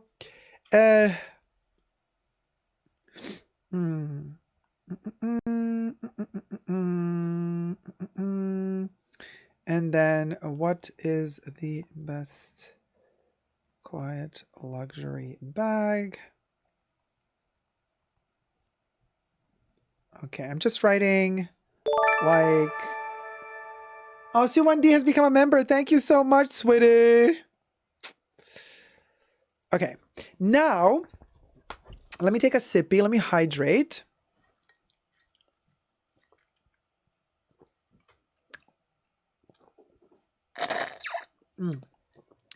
Now I want to talk to you about something, and we're not going to film this topic because I don't think it's going to get a lot of clicks, but I know a lot of you guys who are my subscribers, and I love you to bits. You have pets, don't you? How many of you Oh my God, let's do a little poll. You guys, this is really interesting for me. Can we please do a little poll? Okay, do you have a pet? And then just say yes or no. It doesn't matter what pet. It doesn't matter if you have a kitten, a little doggy, a parakeet, an iguana, a snake, doesn't matter. Let's just do a poll. Hold on a second, you guys. Wow, look at the chats coming in. No, we're going to do an actual poll. All right, let me post it. Okay, here you go, guys. Just click on the, wow, I knew I was going to strike a chord with this one. Okay. Because this is really interesting, you guys. Let's see how many of my viewers have pets. Oh, wow, Sylvia has 3. So just vote. Oh, wow, look how fast it's going. 58 votes, 62 votes. Thumb up the live stream as well while we're at it. Okay, I love doing these polls with you guys because... Oh, I'm so sorry, Corinne. Oh, your doggy passed away 3 weeks ago. Oh, I'm sorry, sweetie. Yeah, that's not nice. Oh. Yeah, that's not nice. Dogs are the best, you guys. Dogs are really amazing. This is really interesting question. How many of y'all's... You can see, right? You can see the poll. It's visible. It's either at the bottom of the chats or at the top of the chats. You can just click on it to vote. Tyler says, I wish I could have my dog with me in LA, but I know she'd far prefer my grandparents' acreage in Arizona. Yeah, they like a lot of space to roam free. Bible says, I'm brushing my cat as we speak. My husband is snuggled up with the dog. All 4 of us are watching. Oh, you guys, love you loads. Thank you. Andy has 2 wonderful poodles in bed with her right now. Andy's poodles are gorgeous. And the Pao has a doggy. Oh, that's the photo of your dog. Your profile picture is your dog. It's so cute. Yeah, Debbie only has Grogu. Yeah, I have Grogu as well. Baby Yoda is my pet. And Ampersand says, do stuffed animals count? Well, yeah, I would say they count, but they don't count for what I'm about to tell you guys. Because I'm asking for this poll for a very specific reason. You're going to be shocked. Because this is like, we'll go. I mean, maybe we should film this. I don't know. Is this worthy of a talk? Because I'm seeing like people are really into this. Oh, we are filming, right? Okay. So, well, while we are, let me just freshen up my makeup because I'm getting a little shiny here on the sides. You know, let's do a little bit of touch-ups just to take away a little bit of that shine. Okay. The T-zone, honey. So let's see what the percentage of my viewers that are watching now live this live stream. And by the way, subscribe to my channel if you haven't already. Push the join button next to the subscription button. Become a member today and gain access to extra perks. You can also join me on Patreon, Super Dacob, all spelled together, for extra perks. I live stream every Saturday and also midweek, and we have a lot of fun together. We also do like polls like we're doing right now, a lot of improvised topics. It all depends how it flows in the chats. We're a really, really wonderful, lovely community. We support each other, and it's just a lot of fun to spend time together. So come and join us. And right now, actually, we are polling together. I asked how many of you guys that are my viewers and subscribers have pets. Doesn't matter what pet, dog, cat, iguana, butterfly, ants, tarantulas, whatever. Let me end the poll. So now the results of the poll state that, do you have a pet? 70% of you answered yes. 29% answered no. And this is a poll where over 100 people participated in. So, over 70% have pets. Isn't that interesting? Because somebody has something to say about that. And that would be, believe it or not, and this is really cray-cray, there is quite a few, you're going to love this, air carriers, like flight companies, air companies, that state and this is an article from Business Insider. This is a pip. They state, allegedly, that your pets produce just as much pollution as private jets, says luxury aviation company boss.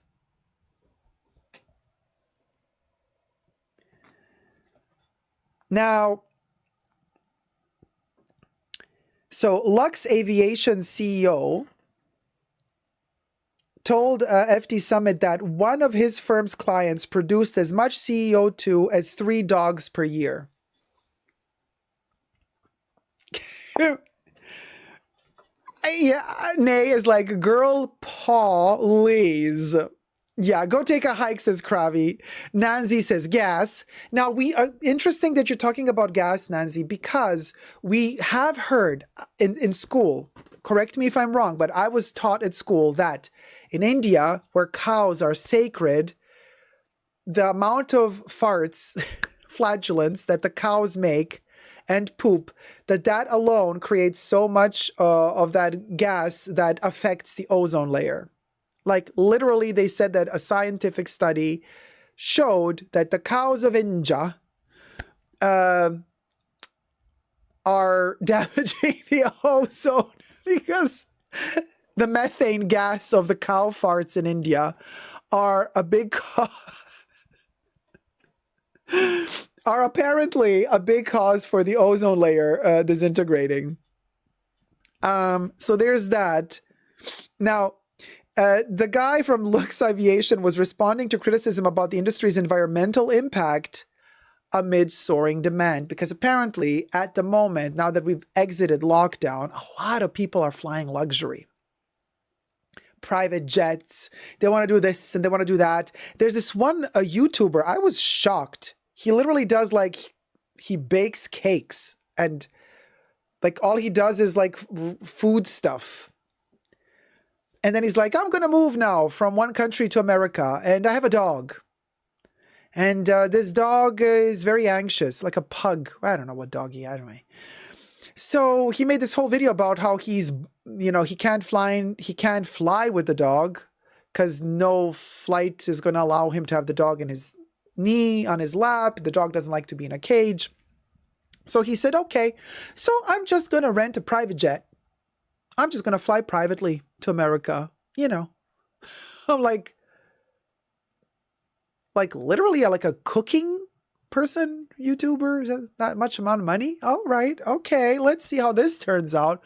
He filmed the whole thing, going to a hotel, reserving the flight, the whole airplane, traveling with the dog. I'm like, okay. I don't know. I forgot what he said. Was it $50,000, $40,000? I don't know how much it cost. Just that one private flight. I'm like, wow, yeah. Since the lockdown has ended, people are really going off the rails, and I mean, I get it. Like you love your dog, but like, wow.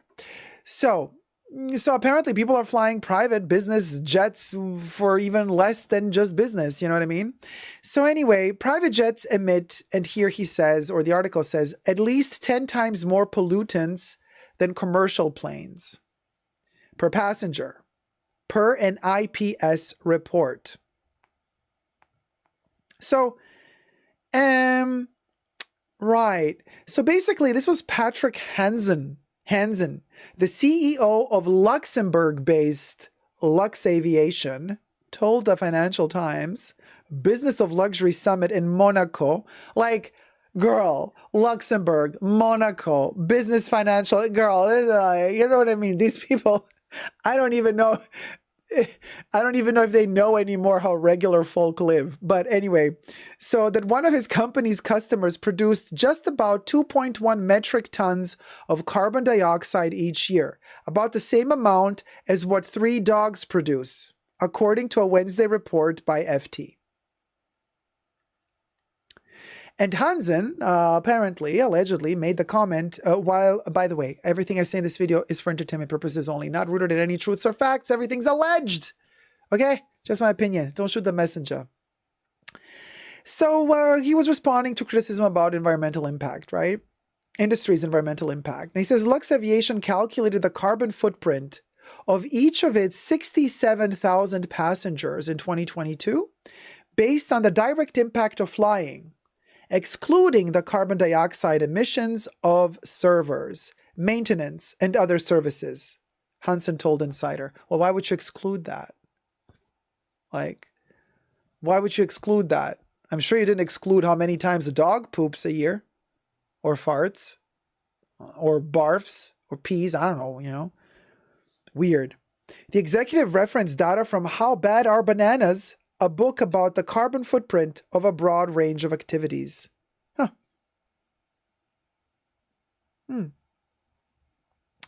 And the author that wrote the banana book is Professor Mike Berners-Lee. And he allegedly stated that a pet dog, he's giving us numbers, y'all, would be responsible for 0.7 tons of carbon emissions each year. Allegedly. But they also say that Berners was apparently not happy with them quoting his banana book in relation to private jet industry, telling the FT that he was surprised and disappointed to hear data from his book is being used to defend the bogus eco claims made by Luxe Aviation. And Berners, the banana book gentleman, questioned Hansen's claim that one of his customers produced just 2.1 tons of carbon dioxide annually. He said the number looked suspiciously low and must be for very short flights and very small planes. In other words, honey, Peanut Gate all over again. Kim Jones, looking at ya, girl. Looking at ya. Let me know your thoughts. David says, I'm so sick of Luxe as a prefix, suffix in company names. Oh, honey. I so a Luxe agree with you. Thank you so much for watching. Let me know in the comments down below what you think. Thumb up the video. Love you loads. Bye.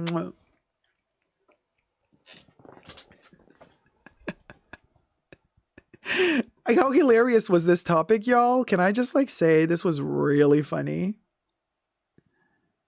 I don't know. Should we post this one? What do you guys think? Should we post it or should we whatever? It was just a fun topic to do. Amidst us here, you know, bunkerettes and bunkeries.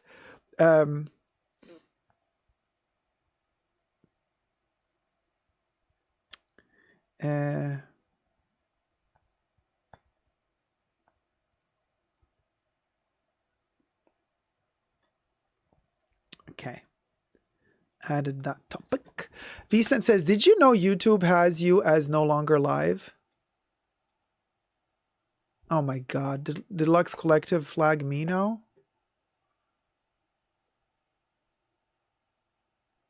What do you mean, Vicent? Can you see me? You guys, can you see me? Tyler says private jets should be banned for routes that are available on normal airlines. Just fly first and they'd make first class good again if billionaires have to fly commercial. Oh, look at Tyler. Look at Tyler going the MAGA route. Make first class good again. That's Tyler's slogan for presidency. No, okay, hold on, you guys. I'm checking on my YouTube channel. No, I see myself as live. I am listed as live on YouTube. I see it. It says live. Yeah, thank you, TC Love Lux. You're on live, right? Make first class great again. MFCGA, baby. Hey, Tim Park. Hey, my love. Awesome stream, Diego. Every tip. You're Tim great. Park donated $10. Awesome stream, Jacob. Everyone tip your great toast. Thank you so much. Much appreciated. And I'm really going to need this tipping jar. Could you imagine if we, you know what I mean? We got a lot of stuff to pay for in the next next couple of weeks. Oh, by the way, you know, Papa Cherry for Tim Park. And also, I am, you know, going back to traveling a lot. And our next stop is going to be Berlin again. Open air cinema right in front of the gallery where we shot the movie with Vivienne Westwood. that entire square in front of the museum is going to be turned into an open air cinema with a gorgeous 900, like a beach type of vibe.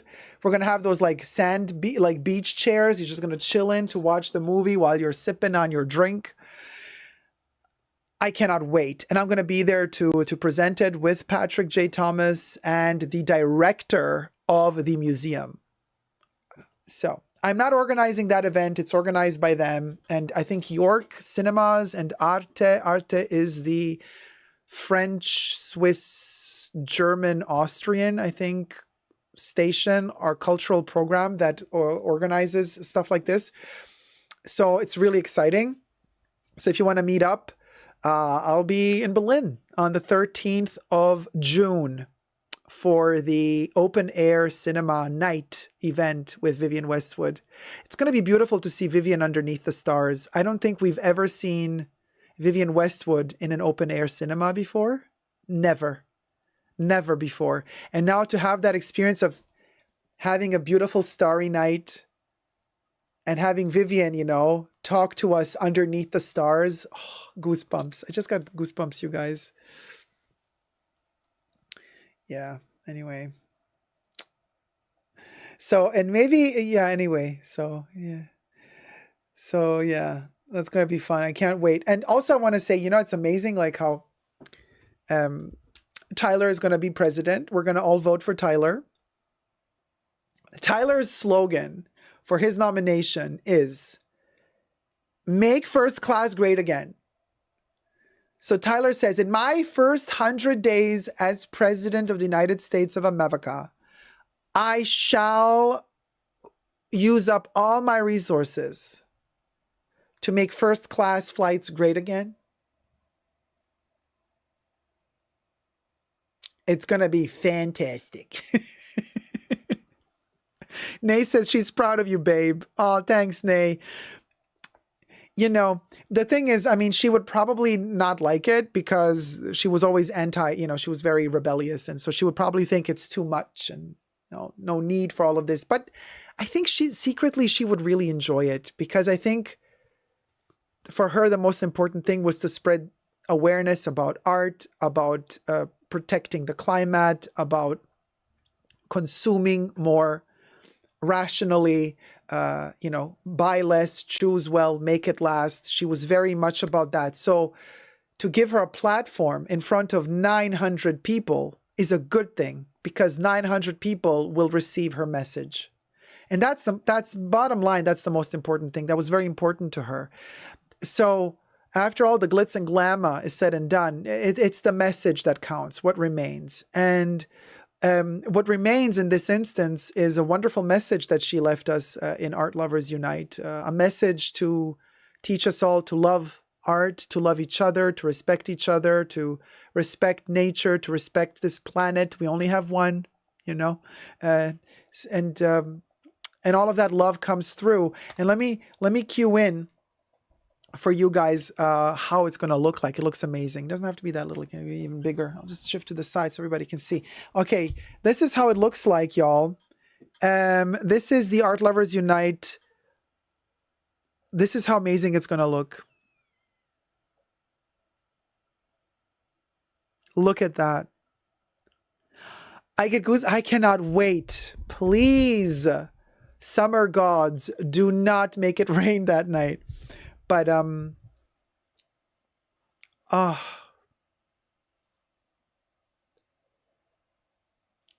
goosebumps. I mean, honestly, I'm oh, Louis, I want to be there. Oh, you should fly over to Berlin. Oh, I don't know if if you can.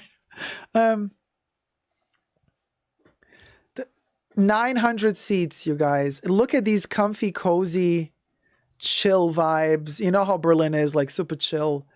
You have your little drink, you chill. And right here, wait, sorry, right now, what's my direction? Right here.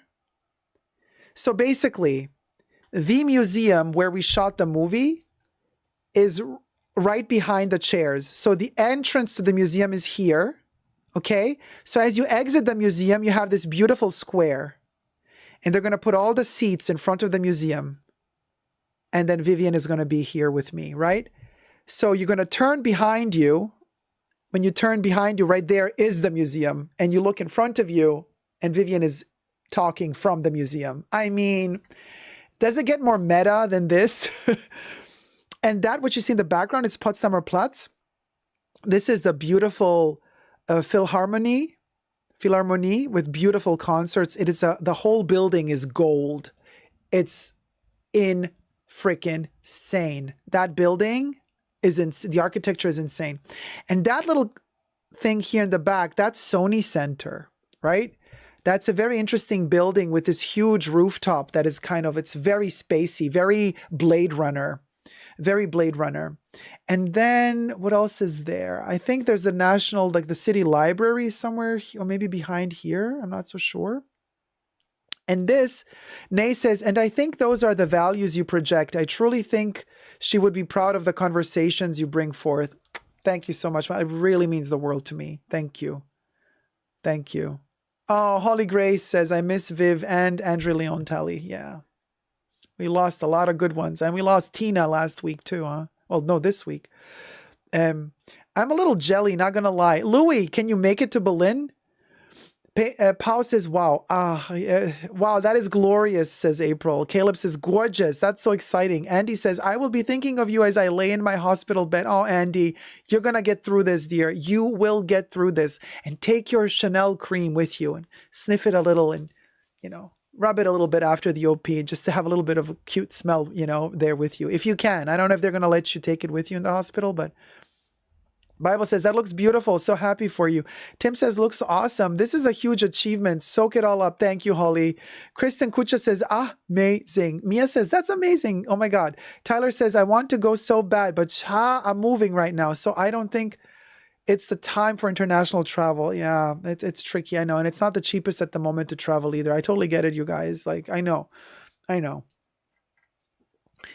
And Vicent says, oh, little Jacob, I remember watching you when you first started. Now sister has a movie, but he's still Jacob from the blog.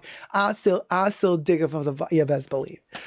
So I'm just saying, you guys, this for me, look at this. To be able to project this movie underneath the stars where we it's just...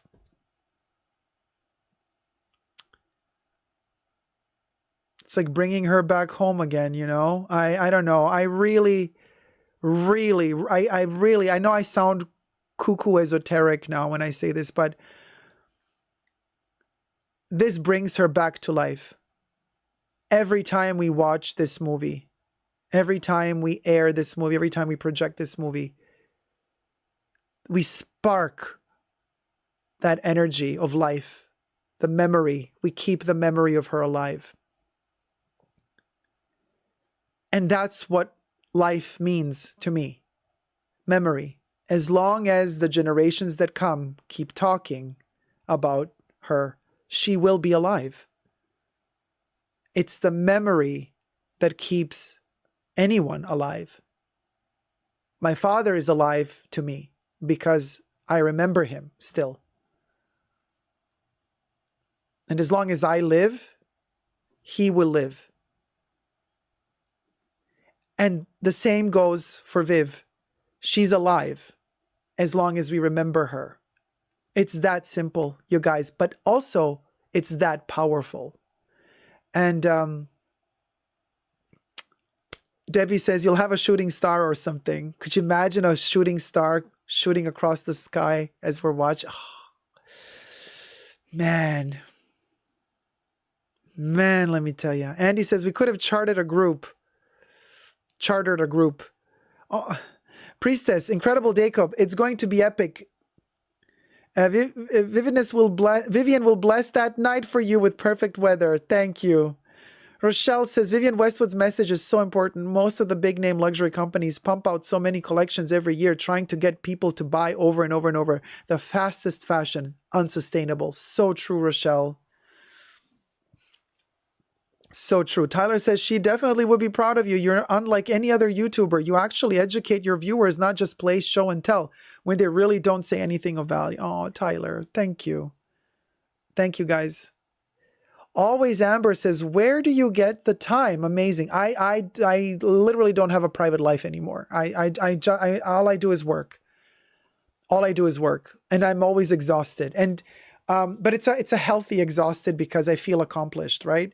And I feel like I managed to communicate something to the world. I feel like I have a community that actually also has so much to give me, you know, because every time we meet up, you guys teach me so much, and you tell me so much, and you make me understand things so much better, and you help me put stuff in perspective. You know, you crystallize stuff. You help me crystallize stuff in a way that, yeah, just makes life better for me, clearer.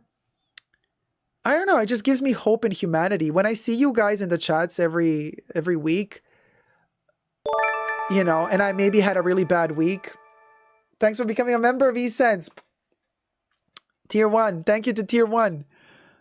And I've had a really bad week this week with Luxe Collective taking my video from my channel and posting it to all of their social media and monetizing it even, and without my consent.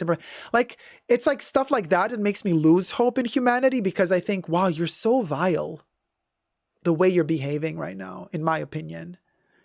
It's appalling. But then I see you guys, and then like my mood is up again, because I'm like, well, hold on a minute. Yeah, okay, there's the rotten apples. Okay, there's the rotten apples. But the good ones outweigh the bad ones, because good always wins. Always. Evil, let me tell you something. Oh, TC Love Lux has become a member, Tier 1. Thank you so much, my love. Welcome to Tier 1. Let me tell you something. Evil has its moments. Yeah? Yeah? Evil has its moment. Evil can trick you, okay? It can have its moments when it takes over, and when you think, oh boy, it's the end of the world. It's the apocalypse, y'all. The good always prevails.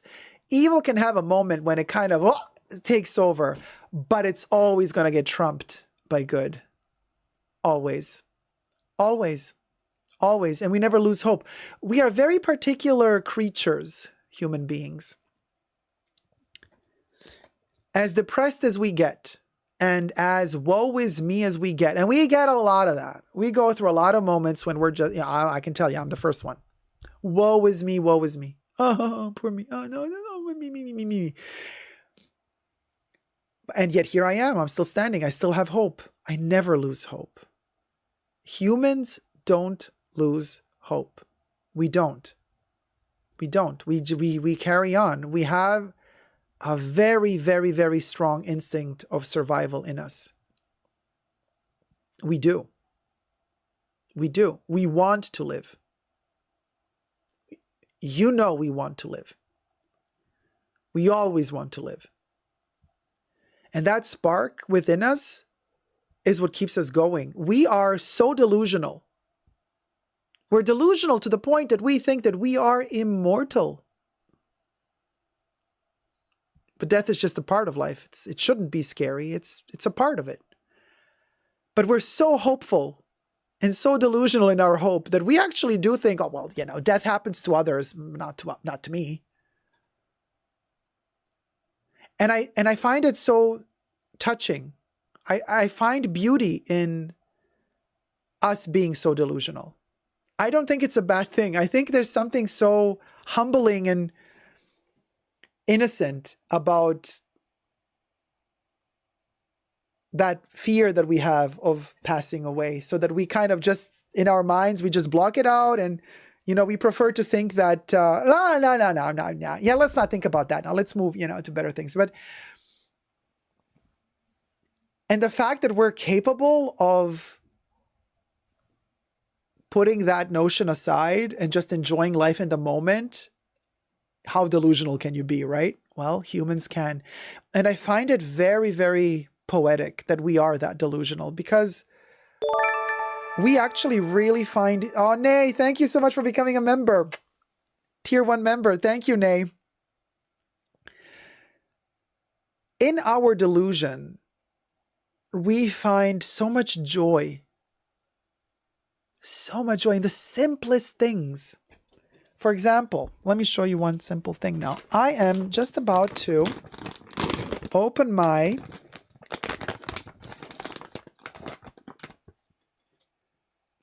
dried fruits. I have apricots here. Apricots which have the highest amount of lysine, also a lot of sugar, but let's forget about the sugar for a moment. But great lysine container. Of all the dried fruits, these apparently have the most.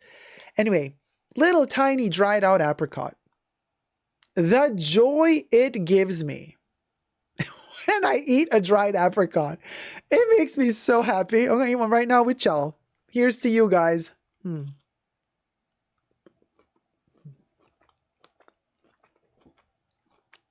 Delish. Thank you guys, all of you, for becoming members.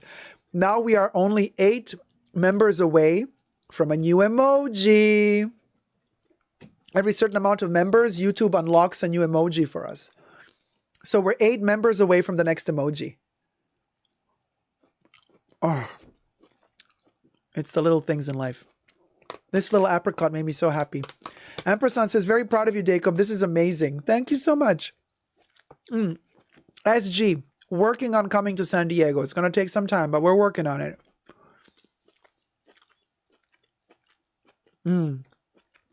They're so good. Louis says, I'm moving and try to travel to my hometown, to my family. I'm hoping when you do 1, 2, 3 US. Yeah, no. The movie's going to premiere in America. Don't you worry. Just not sure where yet. Modern absurdity. A person dies for the second time when their name is spoken for the last time. Chills. So whose quote is that? It's so beautiful. A person dies. Priestess, thank you so much for the super chat. $4.99 super chat from Priestess. I appreciate you. You inspire. I wish you all the success in the world. Thank you so much, my love. Cœur violet. Thank you, Papa Cherry. Yes, Quinn. A person dies for the second time when their name is spoken for the last time. Yeah. Chills. Ampersand says, thank you. I feel the same way about my father who went up with the angels 20 years ago. Vivian is up with the angels too, but she's still proud of you, Dick. Oh, Ampersand, thank you so much. Kev says, maybe we can all pitch in and charter a private flight, right? Apparently, it's not going to be that polluting. Priestess says, Jacob, you are an inspiration. You guys are. Louis says, I know how you feel. I'm always tired, but because I'm doing things I love, it's manageable. Like, there is hope. Yes, there is hope, you guys. There is hope. There is. Rosanna, Alchemy of Energy. Yep. Holy Grace says, it's true. When you have a job that gives back, your cup refills, rather than a draining job with no give. Totally. Totally. Thank you, Julie. You like the makeup? Very subtle today. Thank you so much. I actually have a makeup tutorial. Get ready with me. We did the makeup together in the pre-show. I did it step by step in the pre-show. So for tier 2 members and patrons. Lives are so invigorating, says Zane. Caleb says, I only imagine how violating that Luxe Collective situation feels. Caleb, I'm telling you this now. I really hope that you never have to go through this.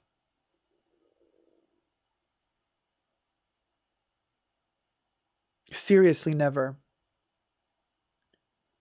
Because it is not just violating the way it feels, bullying for how it feels, but on top of that, as a gay person, as a queer person, to experience such homophobia also connected to this. And you guys, you know I have a thick skin, so I'm not here thinking, oh, I'm going to quit now YouTube. No, this just fuels me to fight stronger, to fight harder. But to be smacked down like that and to have to pick yourself up and walk again, and to have to do this on a regular basis, because this is not the first time that my content has been taken from me and I had to fight.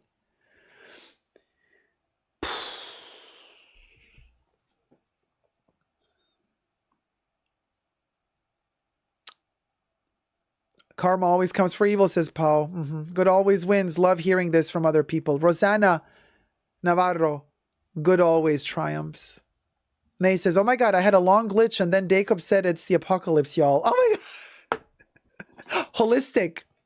D. Higginbotham, it's like Mr. Rogers said, look for the helpers. Look for the helpers and look for the love, and love will find you. It's a flux. It's a flow. Let it flow. Tyler says, literally needed to hear this so much right now. I've been in LA for almost a year now and have just been jumping from crazy roommate to crazy roommate. And it's really disheartening, but I'll keep on. Don't give up, Tyler. LA is a cuckoo town. LA is a tough cookie. But the right person is there. Vicent says, Jacob for a TED Talk. Whoop, whoop. Oh, I would do it any day. Ellen says, yes, amen to that. Good always wins. Whoop, whoop. Mother Road says, rest in peace, Tina Turner. May her legacy continue to represent freedom. Did you guys know I just saw a video of her in an interview where Tina Turner said that she made her own wigs? And she said, she had such a beautiful voice, a speaking voice. And she said, that's why I only have 2. I made them myself. It's very time consuming to make them. She made her own wigs. Done. Legend. Legend. Legend. Kev says, thumb up the live if you're enjoying it. Thanks, Kev. Yeah, thanks for reminding me. Thumb up the live stream, will ya? 10 seconds of my love says, thank you for being Jacob. Thank you, my love. Always ever attitude of gratitude.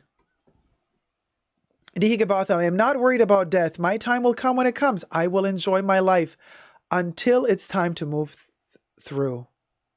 Yeah. That's a good mindset. Tyler says, my new red Louboutin. Oh, Ampersand, thank you so much for the tip. Ampersand 83 donated $6. Sandy virtual hugs Jacob from me and my stuffed animals. Opity, Hush Puppy, Billy, and Tom. They love watching Mr. Jacob. Oh, thank you so much, my love. Lots of love to you and your stuffed little animals, sweetie. Papa Cherry for all of you. Thank you, guys. So cute. I love the stuff that I love toys as well. Tyler says, my new red Louboutins keep me going during my crazy living situation and gave me at least an aspect of joy in my life. Sometimes luxury can get you through. It really can. It gives you focus, right? Some form of stability from time to time. I mean, if you know, you know. Steph says, oh my God, I'm allergic to apricots. I love them, but they hate me. You got to find what you're not allergic to. I can't do nuts, but I love them. Corinne says, I'm in my 50s and have lost so many, some in their 40s and 50s. So just be happy and love everything while you can. Yep. Totally agree. April, would love for Art Lovers Unite to come to the Montclair Film Festival, New Jersey. Evie Colbert is on the board. Do you have connections? Can you let them know about us? Hiromi says, I would like for the Legendary movie to come to Houston. I would love that too. Houston calling. Nay says, girl, I needed this conversation tonight. So did I. Those Clorox toilet bowl cleaner wands, I was so enamored with it when I bought it. I still think it's one of the best inventions. Example of something so simple bringing a person joy. Oh, so cute. You serving consistent looks and speaking your truth and history is a great service to humanity. Thank you, Mother Oates. Louis says, oh God, more drama. Oh, Louis, yeah. Bible says, I hope that you turned them into YouTube for stealing your content. Things are happening. Things are happening behind the scenes. Yes. Caleb says all around awful. So I'm sorry, Deco. Yeah, we got your back. Thank you, guys. It's so terrible. And the comment, and also dealing with the homophobia and everything. And somebody just yesterday, I took a screenshot of it. I can read it to you. This is a classic. I don't know why. It's very popular now amongst these crazy people to use this particular phrase. And I wonder why they do that. So somebody said on my video, luxury industry loses billions. Is the luxury bubble bursting? The comment of this person, and I'm going to read it to you, literally says, what is this thing? Thought it was a lady with a beard, but it's a man dressing up as a lady, LOL. And I've noticed this happening more and more lately, especially since in America, there's a lot of bills being passed that are very, very gay unfriendly, to put it mildly.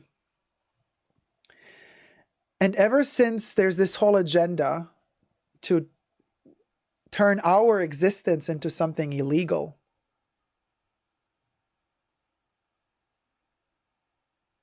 ever since that, I'm dead serious right now, you guys.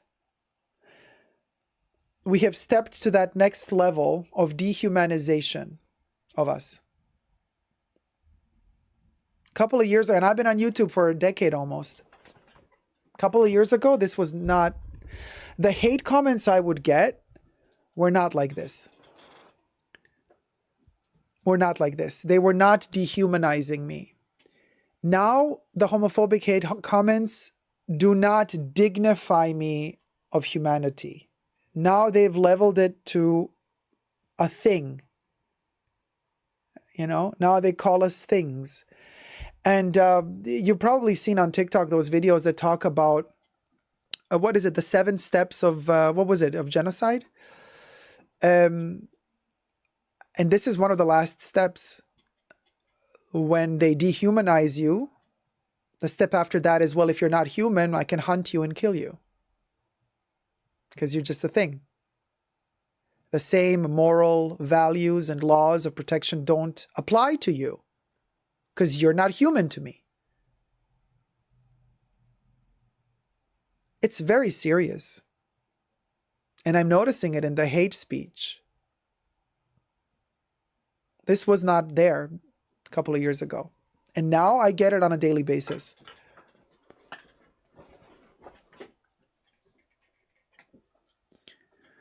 The energy it takes to fight is beyond exhausting. We are sending you energy. Thank you, April. I really need all the energy I can get right now. I have never understood homophobia. People are people. Right, Dee? Yeah. Tina is my absolute idol. So sad to see her go. She was a force of nature. She really, really was a force of nature. Priestess says, perfumes do that for me. Oh, for me too. They elevate my mood immediately. Zane is like, nuts, take off. That is so too easy. I'm allergic to them, Zane. What can I do? Well, I can make exception for some nuts. Krabby says, yeah, sometimes we need to have something to look forward to, whether it's luxury travel, etc. Yeah, Bible says, we had lunch the other day at a horror movie themed burger place called Burgertory. Oh my God, that sounds so fun. It made us think of you. Their kids' meal had a name that had to do with Chucky. You would have loved it. I would have loved Burgertory, like purgatory, but Burgertory. That is, oh my God, that's genius. I love stuff like that. Like literally.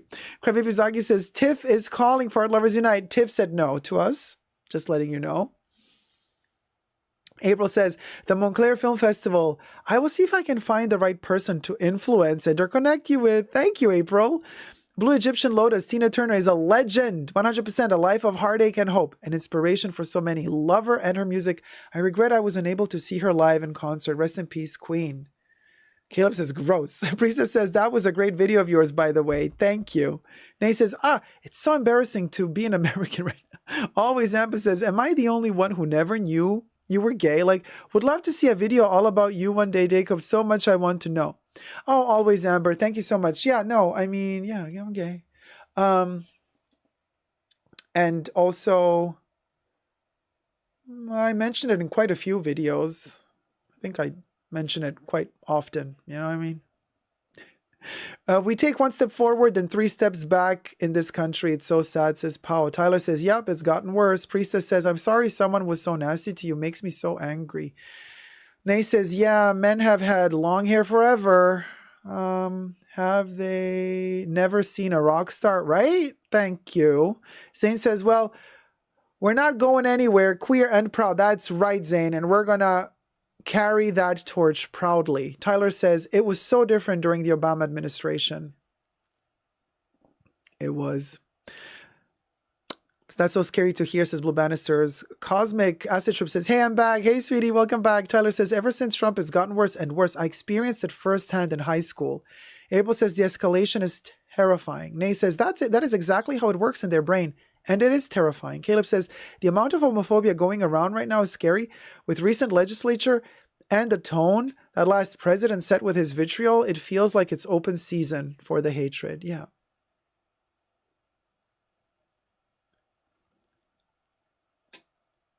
And we've literally all seen a couple of weeks ago. Where was it, you guys? What was the state? When there was a drag show outdoors and then all of those guys with swastikas were in front chanting like to kill them and stuff like that. I'm like, this is not freedom of speech anymore. This is vocal terrorism. Why is the police not stepping in? Why are they letting them do this? And the more they let them do this, and the more normalized it's going to become.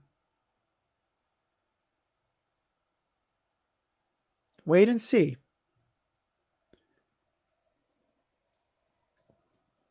And I feel that it's going to have to get much worse before it gets better. That's the problem. I feel that hate started to pick up because Trump allowed them the oxygen to do so, says Zane. Yeah.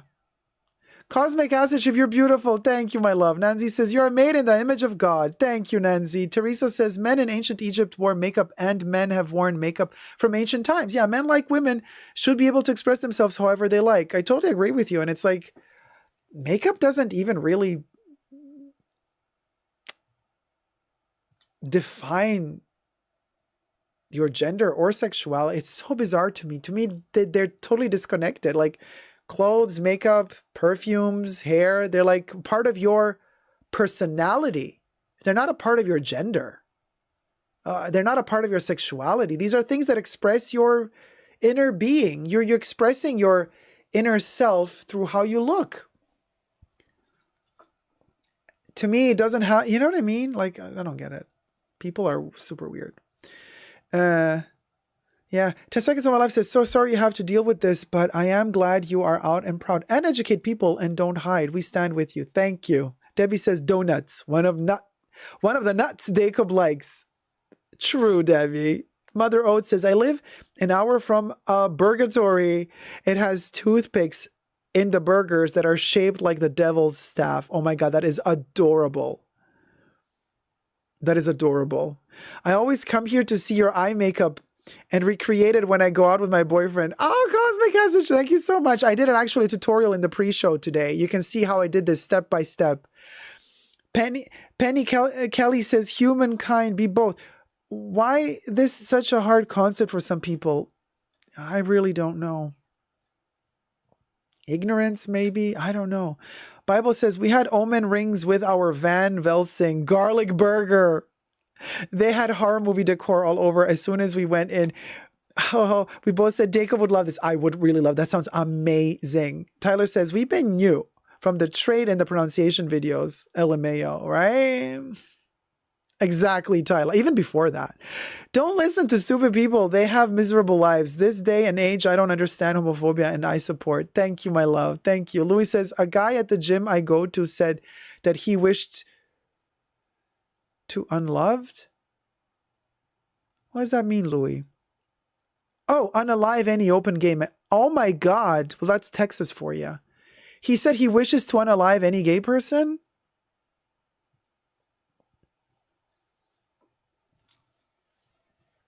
That's a death threat. Can't you, like, go to the cops with the, what the, why did they get away with this? And men actually wear makeup on TV and film since the history of film. True, nay, true.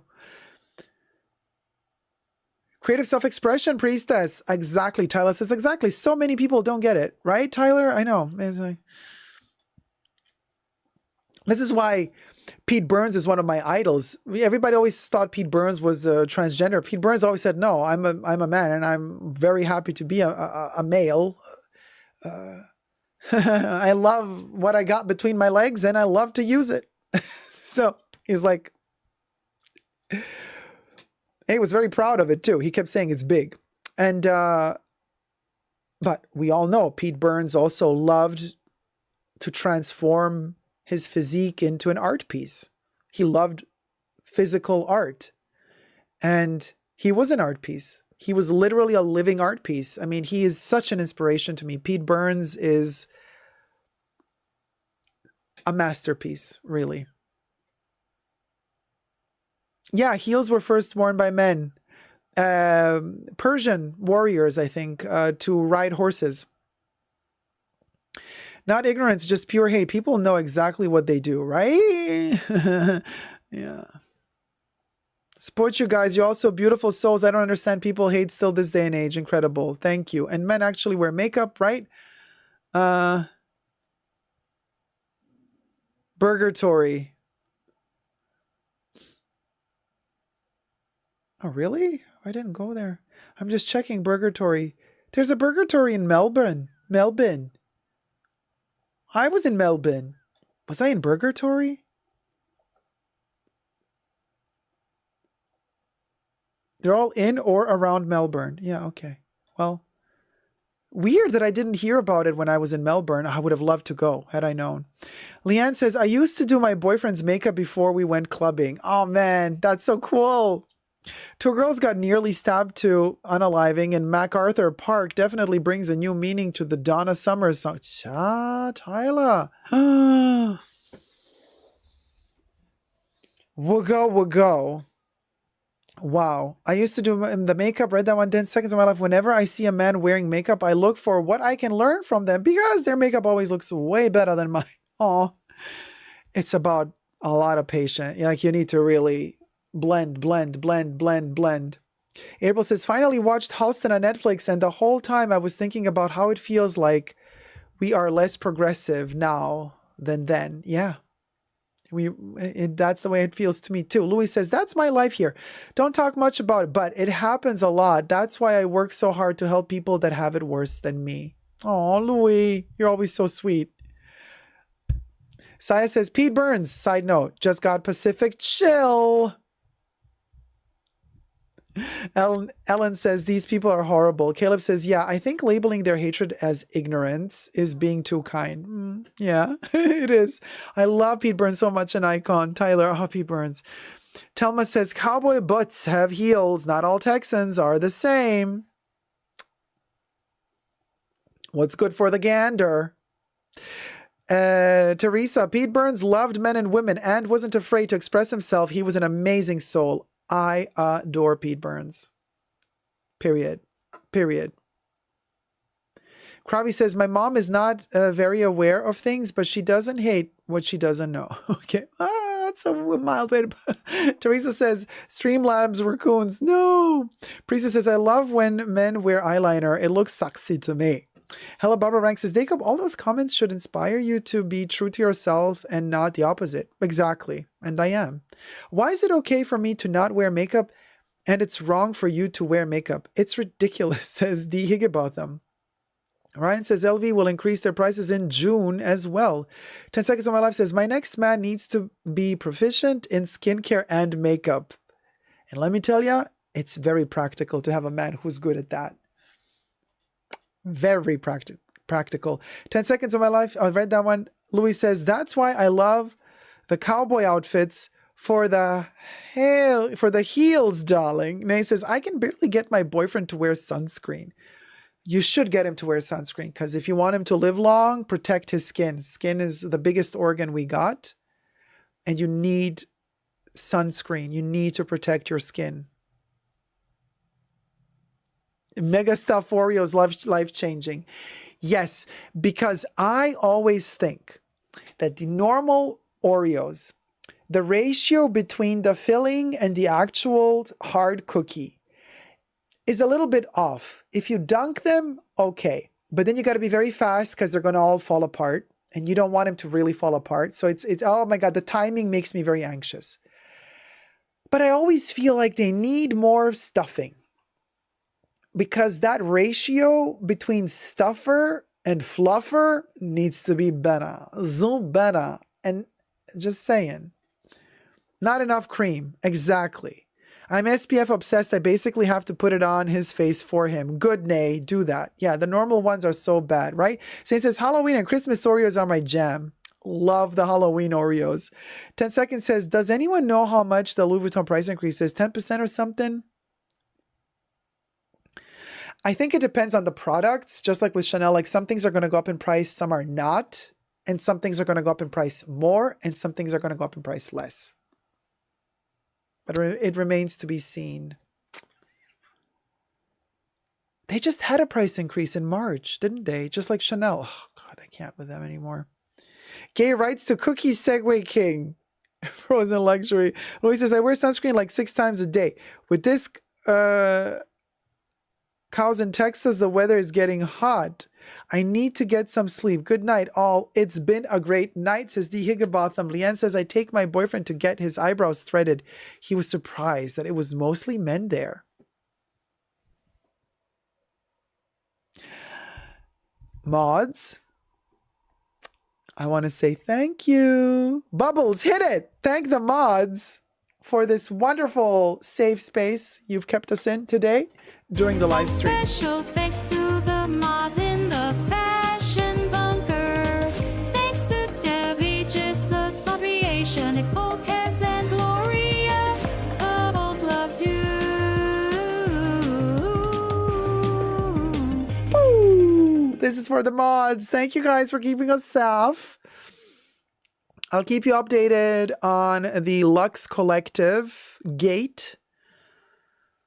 Those two brothers really gave me bad vibes, bad zhuzh. So I'll keep you updated on that. La Bouton has just had a price increase of nearly 15%, says Tyler. Ouch. Oh, Teresa McGuire, thank you so much for the super chat. Mwah. Thank you, my love. $49,99 super chat from Teresa McGuire. Puppetry. Yes, Quinn. Thank you. Very generous. Thank you so much. Thank you. Ampersand says, good night, Daco. Good night, everyone.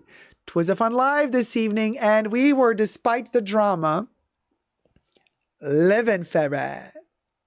I'm living ferret, living ferret, living ferret, living ferret, living ferret. Ah! we Frozen killed the Luxury song. donated $10. Have a wonderful night. Cœur, cœur, Thank you cœur. so much, Saya, my love. Papa Cherry for Saya. Whoop, whoop. Now, where were we, Bubbles? Are we living ferret? I'm living ferret, My pet. living ferret, living ferret, living ferret, living ferret, living ferret. Baby Yoda? You're living ferret. Are you living ferret? You're living ferret. Can we hear the, because some of you have been asking me like, Jacob, what is that? Because, you know, it's a running gag. Oh, just let me explain this briefly.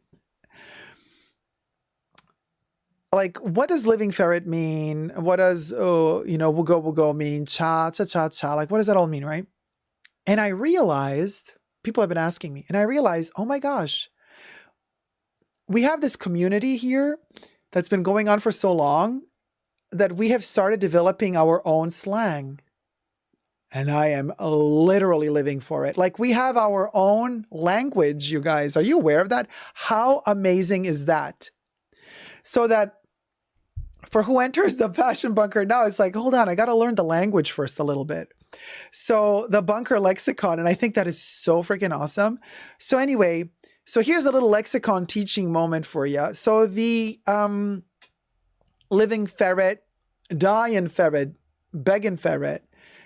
We have a voice, I think, a voice sound here. So I'm going to explain it to you before I play it to you so that you guys know, for whoever is new. So there's Celebrity Big Brother India, I believe, and Pooja was in the Celebrity Big House.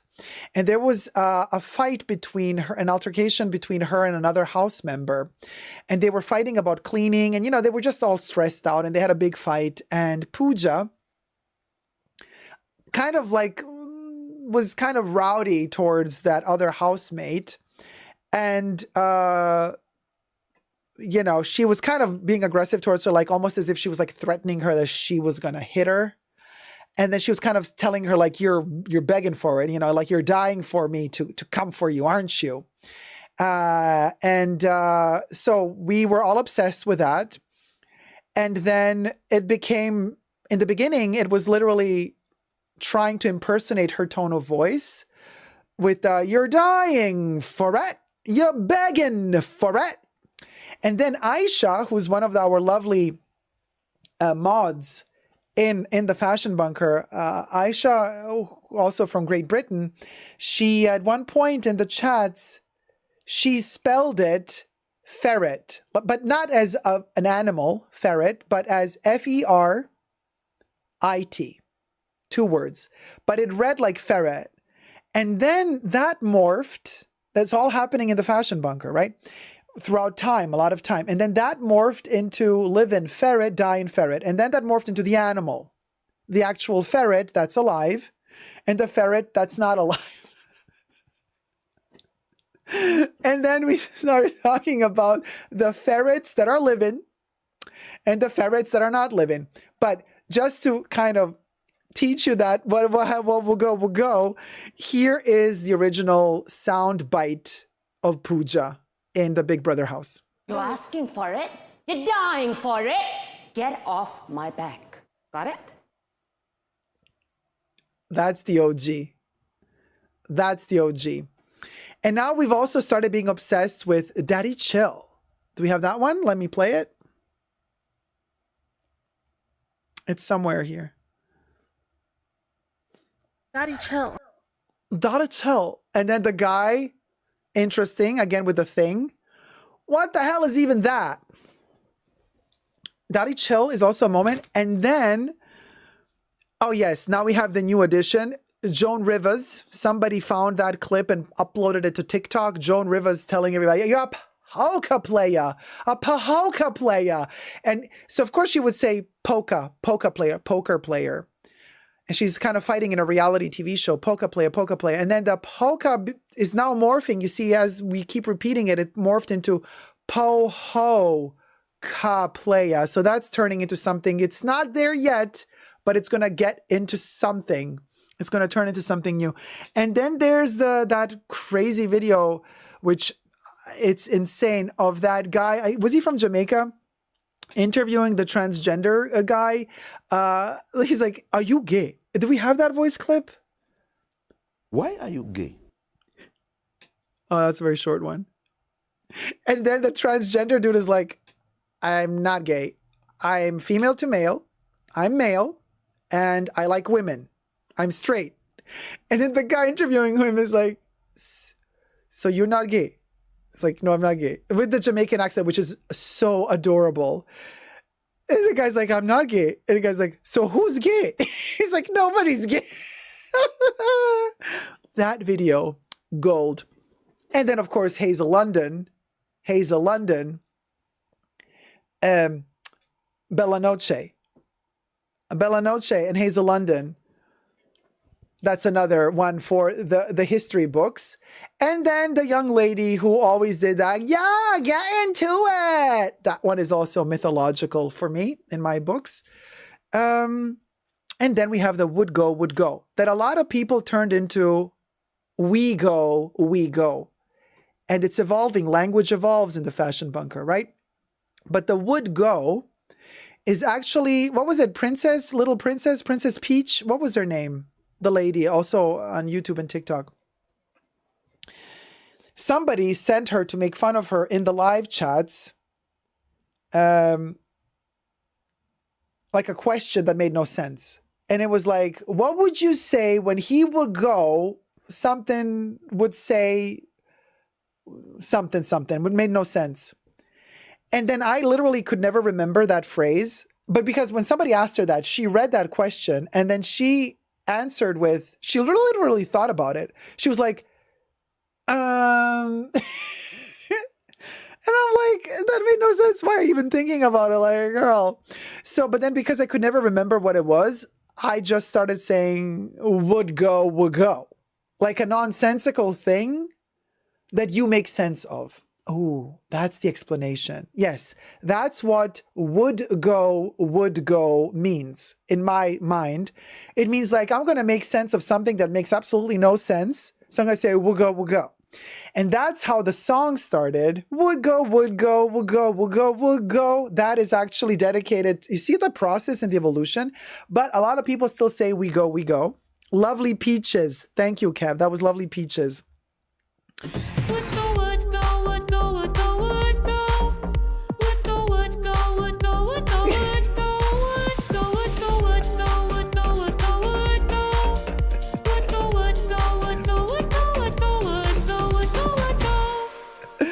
Baby Yoda loves this song. I can't stop it. I'm always like, well, girl, you're embarrassing me.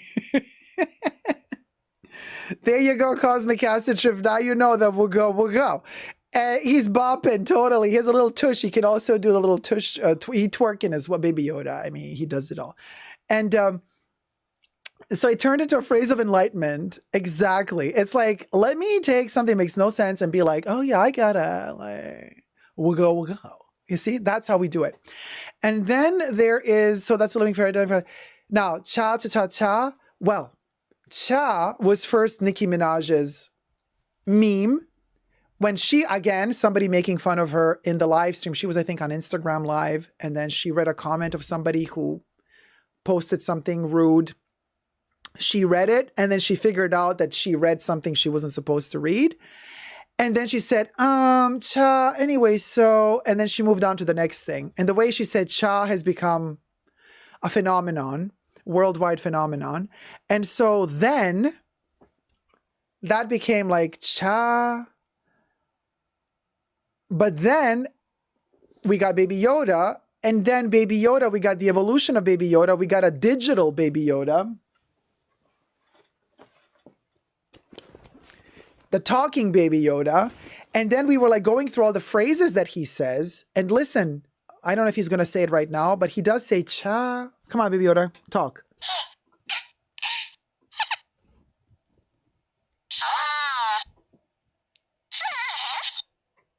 So Baby Yoda says cha. So from that cha, we did AI voice of Jesus, one of our other mods from the Fashion Bunker. And from there was born our carol. Cha, cha, cha, cha. Hit it.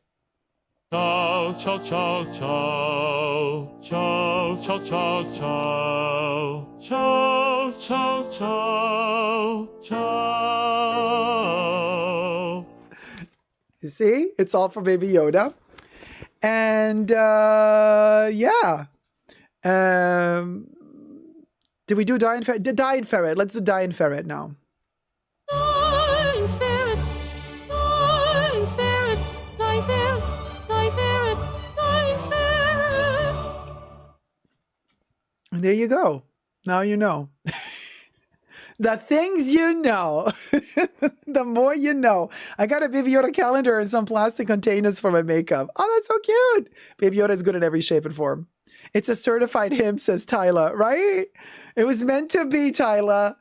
Holy Grace says, creepy. And we wouldn't want it any other way. Thank you guys so much for watching. Baby Yoda and myself would like to wish you a wonderful rest of your weekend. Thank you for spending some time with us. Hope to see you all midweek live stream coming up probably this Wednesday. Like, we'll go. There we go. We'll go. And thank you so much for your patience, for being with me. Great live. Thank you, Zane. Good morning, Jacob. Hey, Brody. How's it going, sweetie? And everyone in the chats. You just caught us in time to say goodbye. JCN, hey, sweetie. Hey, HA, how's it going, my love? Love you too, guys. Sylvia, April, Bible-believing Christian, Debbie, thanks for being with us. Thank you for being with me, Debbie. Thank you, Kev, Nicole, Audrey, Aisha, Jesus, all our wonderful mods for keeping us safe, and all of y'all's Priestess, Jono, Cosmic Lady, April, HA, what Sylvia did, Nay, Denmark, everybody. Love you loads, and we'll see you soon. Bye. Mwah.